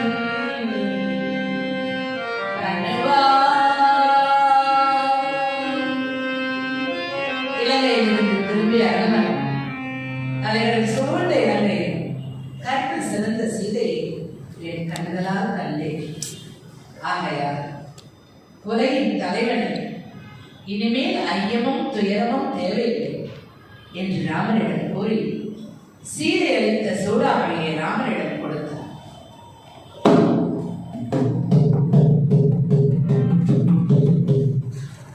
இதைத் தொடர்ந்து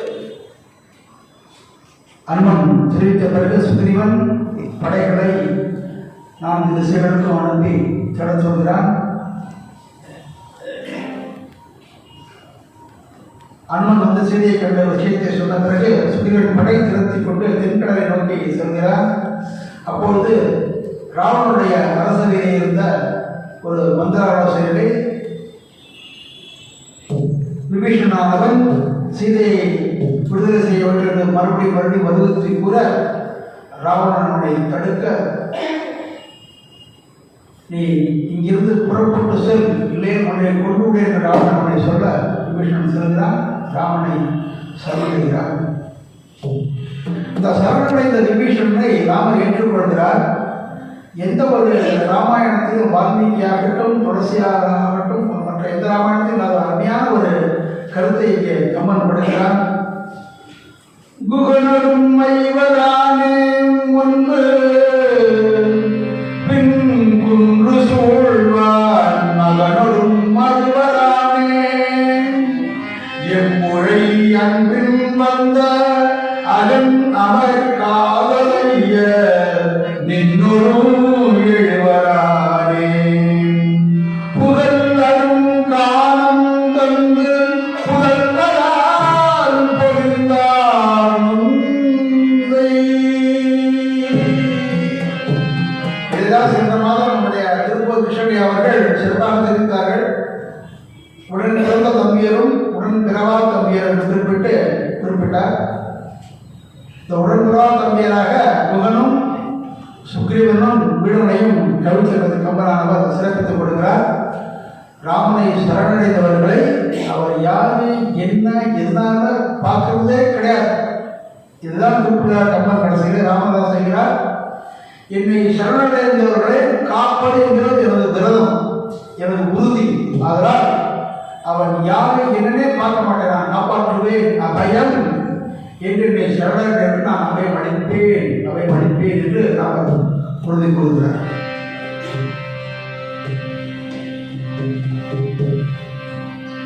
செருப்பாலம் அமைத்தது நாடுகின்றது என் வேறு ஒன்று நாயகன் தோடு சேர் குழலால் துயர் நீக்குவான். நாடுகின்றது என் வேறு ஒன்று நாயகன் தோடு சேர் குழலால் துயர் நீக்குவான். தோடு சேர் குழலால் தூக்கு தோடு சேர் குழலால் துயர் நீக்குவான். ஓடும் என் முதுகிட்டு என ஓங்கிய சேதம் என்ன ஒழிந்தது செதுவே. தென்கடலை அடைந்த வானரர் கூட்டம் கடலில் பாதம் அமைப்பதற்காக பல இடங்களிலும் இருந்த மலைகளை பெயர்த்து இழுத்து வந்தது. நலன் என்னும் வானர காலத்தில் அந்த மலைகளை கடலில் போட்டு இலங்கை செல்ல சேது பாலம் அமைக்கப்பட்டது. ராமருடைய துணைவியாகிய சீதையின் துன்பத்தை நீக்க உதவுகின்ற ஆதிசேஷனின் நீண்ட முதுகை போல சேது பாலம்.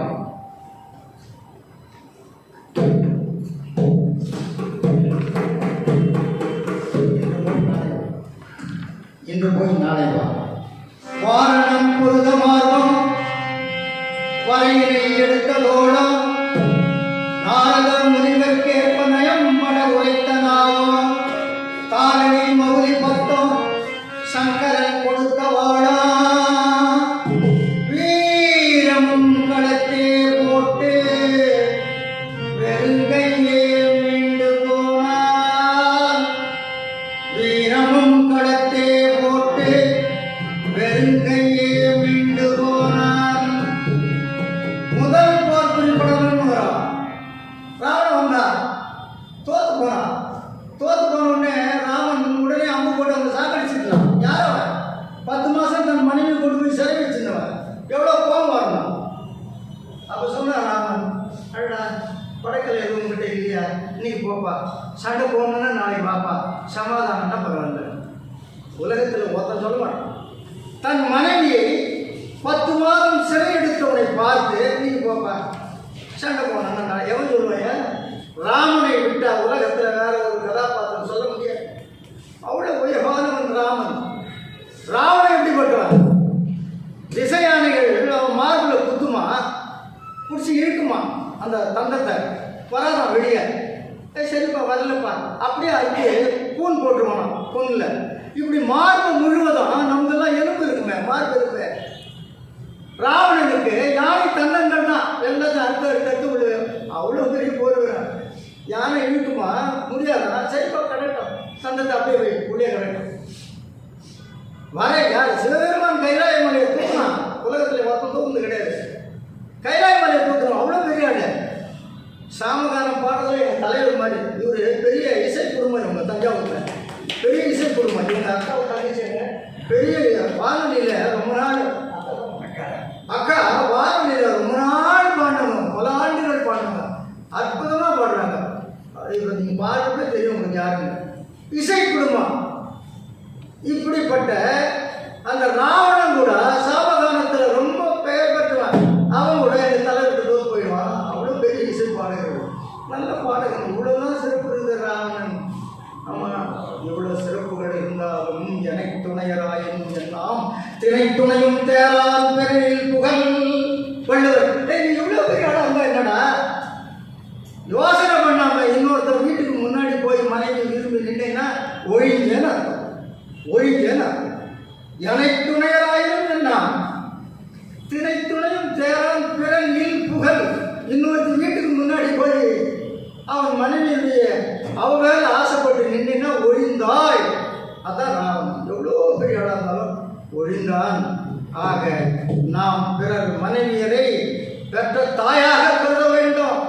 பிறர் மனையவரை பெற்ற தாய் எனவோ, பிறர் பொருள் எட்டியே எனவோ, பிறர் வசை உரைத்தல் பெருமை அன்று எனவோ, பிறர் துயர் என் துயர் எனவும் இறுதியே வரும் என் மனப்பிடத்தை எம்பிரான். 2 வார்த்தை சொல்லியிருக்காங்க.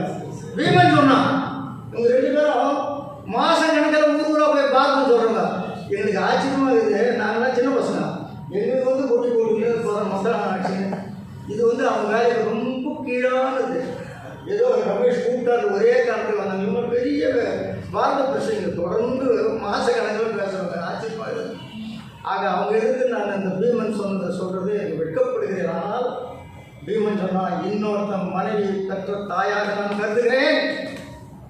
ஆனால் ஒரு மொத்தமா பழம் போய் மேலே ஓட்டிட்டு வந்து சொன்னான்.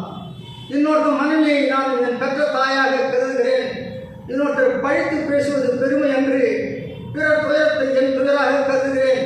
இன்னொருத்தன் பொருள் எட்டிக்காய் என்று நினைக்கிறேன். பழம் போய் மேலே ஓட்டிச்சு. நன்றி. சஞ்சீவனை கொண்டது. மாண்டாரை உயிர்க்கு மருந்து ஒன்றும் உடல் வேறு அதிர்களாக தீண்டாலும் பொருந்து வைக்கும் ஒரு மருந்தும் படைக்கலங்கள் கிடைப்பது ஒன்று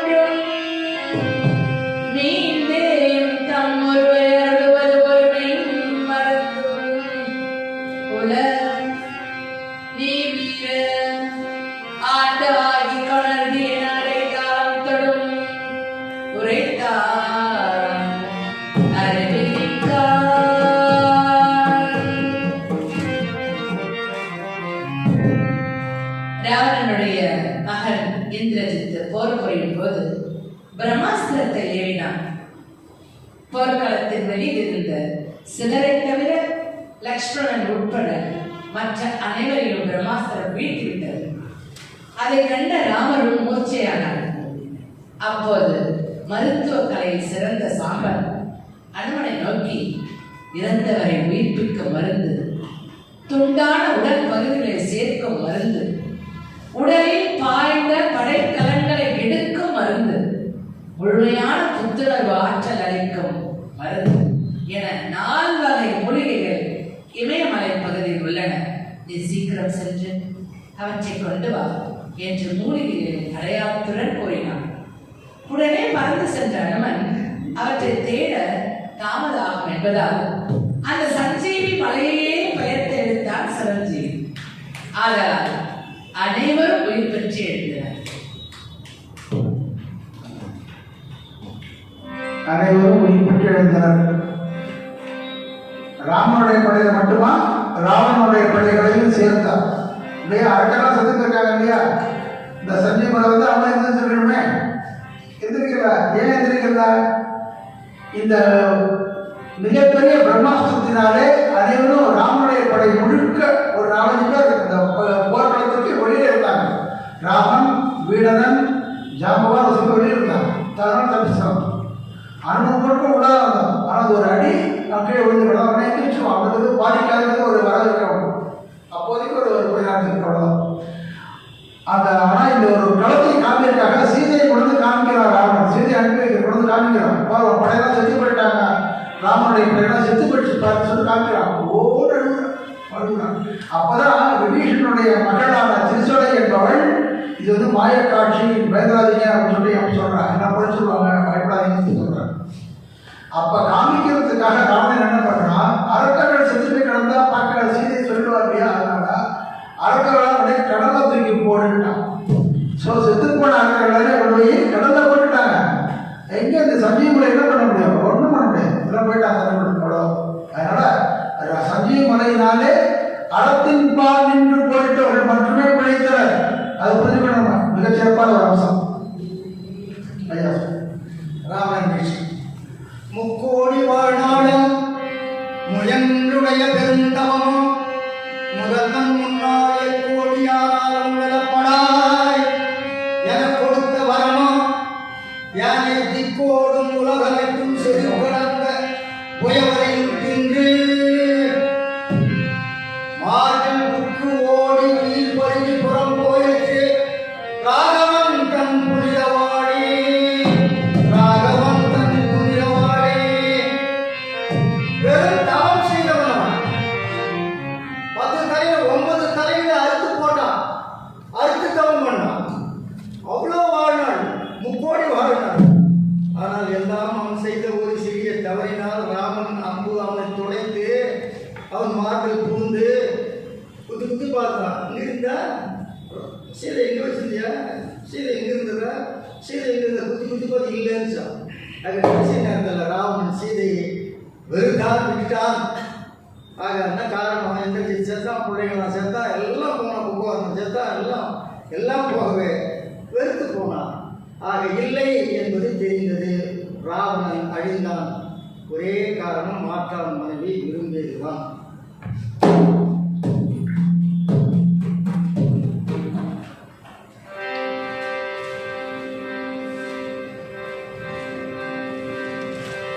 சீதை தீவிட்டார். பொன்னை தீயிலை பெய்தல் அப்பொன்னுடை தூய்மை தன்னை காட்டுதற்கு என்பது மனக்குழல் தகுதி.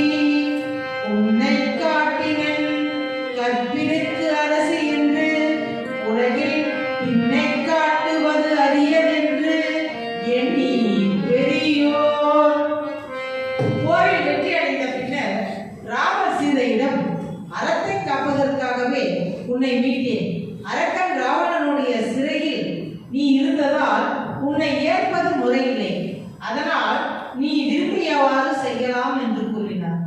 மனம் நொந்து போன சீதை, நான் கற்பு நெறி தவறியவளாக இருந்தால் இந்த நெருப்பு என்னை பொசுக்கட்டும் என்று சொல்லி தீ குளித்தார்.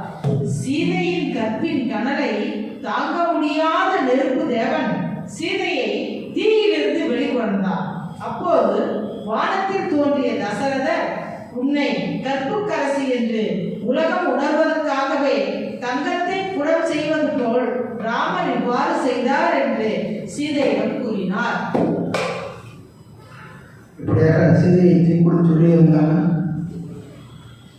மிகவும் கோலாகலமாக அனைவரும் அயோத்தி திரும்பினர்.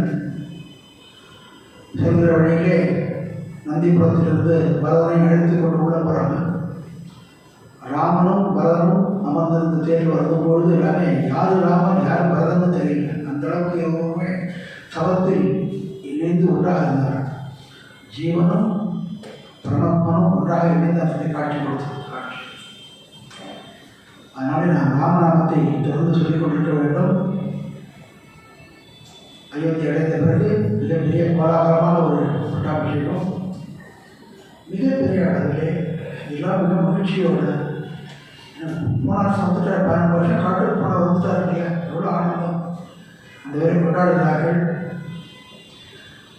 அரியணை அனுவந்தாங்க அங்கதன் உடை வாழ்ந்த, அரியணை அனுவந்தாங்க அங்கதன் உடை வாழ்ந்த, பரதன் உடை கலிக்க இருவரும் கவனிமற்ற, பரதன் உடை கலிக்க இருவரும் கவனிமற்ற, பெரிசரி குழவி ஓங்க வெண்ணையூர் சடைகள் கண்கள், பெரிசரி குழவி ஓங்க வெண்ணையூர் சடைகள் கண்கள், மரபுற கொடுக்க வாங்கி வசித்தவே துணிந்தான் மௌலி, மரபுற கொடுக்க வாங்கி வசித்தவே துணிந்தான் மௌலி.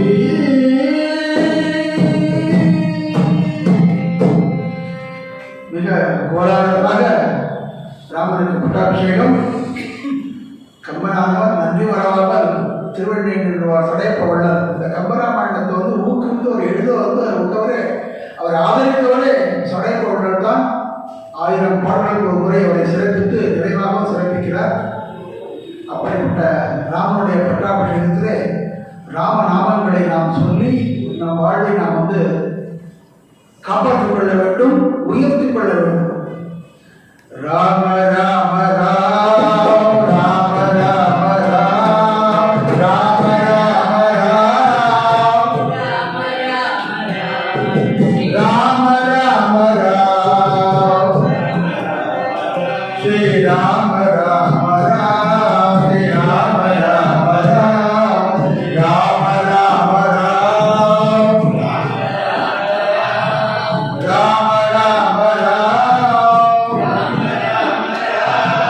ராம ராம ராம் ஸ்ரீ ராம ராம ராம் ஸ்ரீ ராம ராம ராம். நன்மையும் செல்வமும் நாடும் நல்குமே, தின்மையும் பாவமும் சிதைந்து தேயுமே, ஜென்மமும் மரணமும் இன்றி தீருமே, இம்மரே இம்மரே ராம ராம ராம ராம ராம என்ற 2 எழுத்தினார்.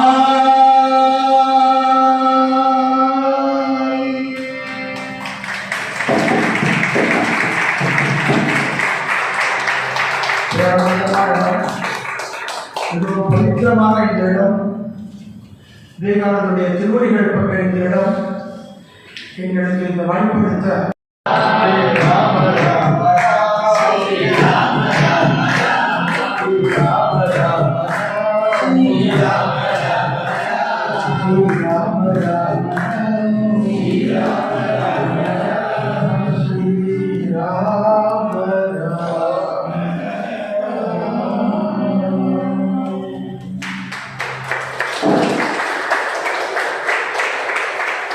நன்றி.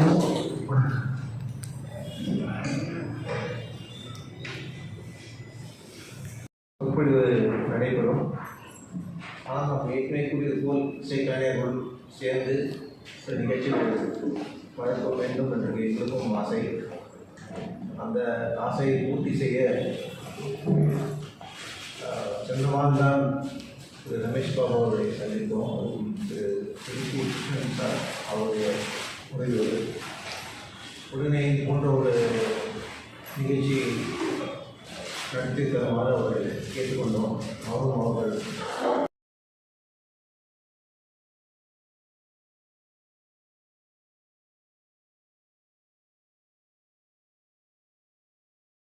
திருவண்ணாமலையிலிருந்து வந்திருக்காங்க.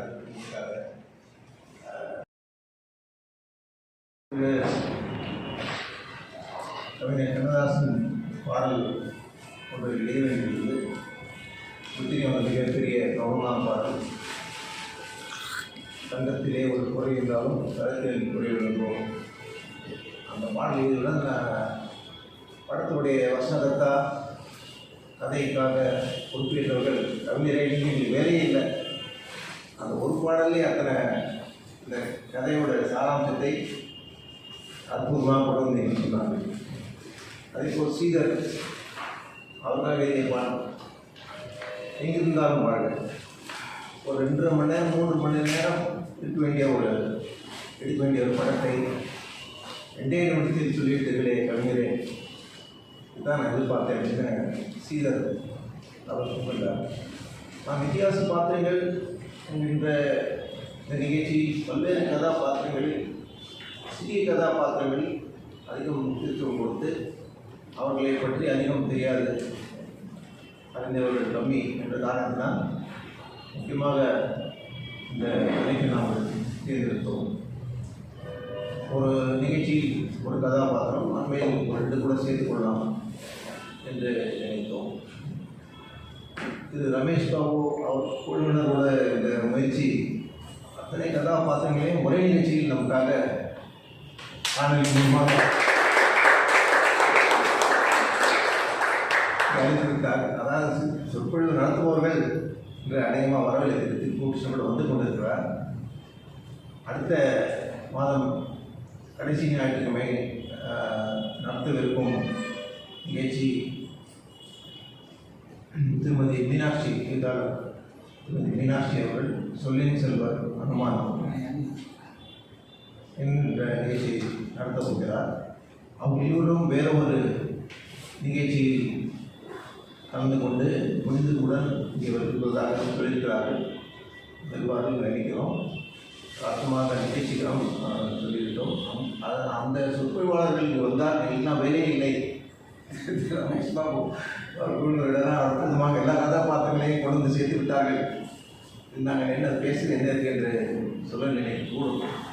அந்த அளவுக்கு மிக குறுகிய காலத்தில் ஒரு 1.5 மணி நேரத்திற்குள் அவ்வளோ பெரிய ராமாயண கதையை மிக சுருக்கமாக கம்பன் எப்படி சுருக்கமாக வழங்கினாரோ அதே போல் அதைவிட சுருக்கமாக இவர்கள் அந்த அற்புதமான கன்னியாகுமரி விவேகானந்தா கேந்திரத்தில் உள்ள ஓவியங்களை வைத்து அப்புறம் அதுக்காக ஒரு இசை சித்திரம் போல் அதுவும் வழங்கி இது அநேகமாக சிறுவர்களுக்கு கொண்டு செல்ல வேண்டிய ஒரு முக்கியமான நிகழ்ச்சி. இந்த கதை கம்பராமன் அவ்வளோ பெரிய கதை.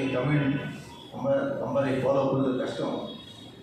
தமிழ் டு தமிழே டிரான்ஸ்லேஷன் தேவைப்படுது இல்லையா? திருக்குறள் சொல்லிட்டு அதாவது வள்ளுவர் என்ன சொல்கிறார் என்கிட்ட அந்த நிலைமை வருது. தமிழ்லேருந்து தமிழுக்கு டிரான்ஸ்லேஷன் நமக்கு தெரியாது இல்லையா?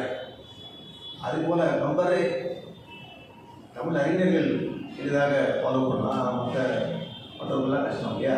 ஆனால் மாணவர்களுக்கு பெற்றோர்கள் குறிப்பாக இந்த காணொலி அவர்களுக்கு போட்டு காண்பித்தால் யூடியூபில் நம்முடைய சேனல் கூட வரும்.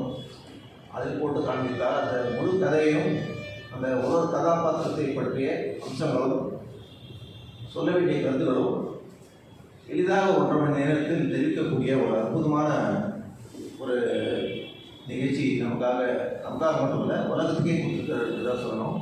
இது மாணவர்களிடையே கொண்டு செல்ல வேண்டிய கட்டாயம் பொறுப்பு அனைவருக்கும் உண்டு.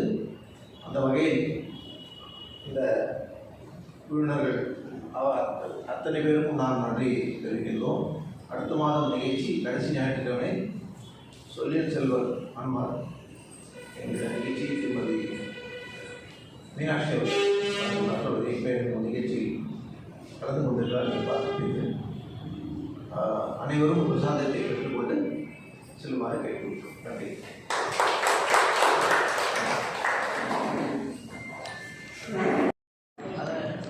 ஃபோட்டோ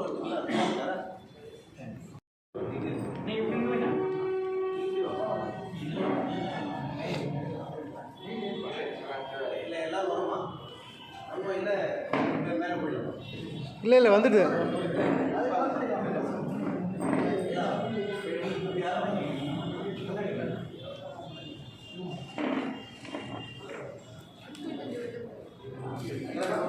ஓகே அவ்வளோதான் ஃபோட்டோ எடுத்துலாமா?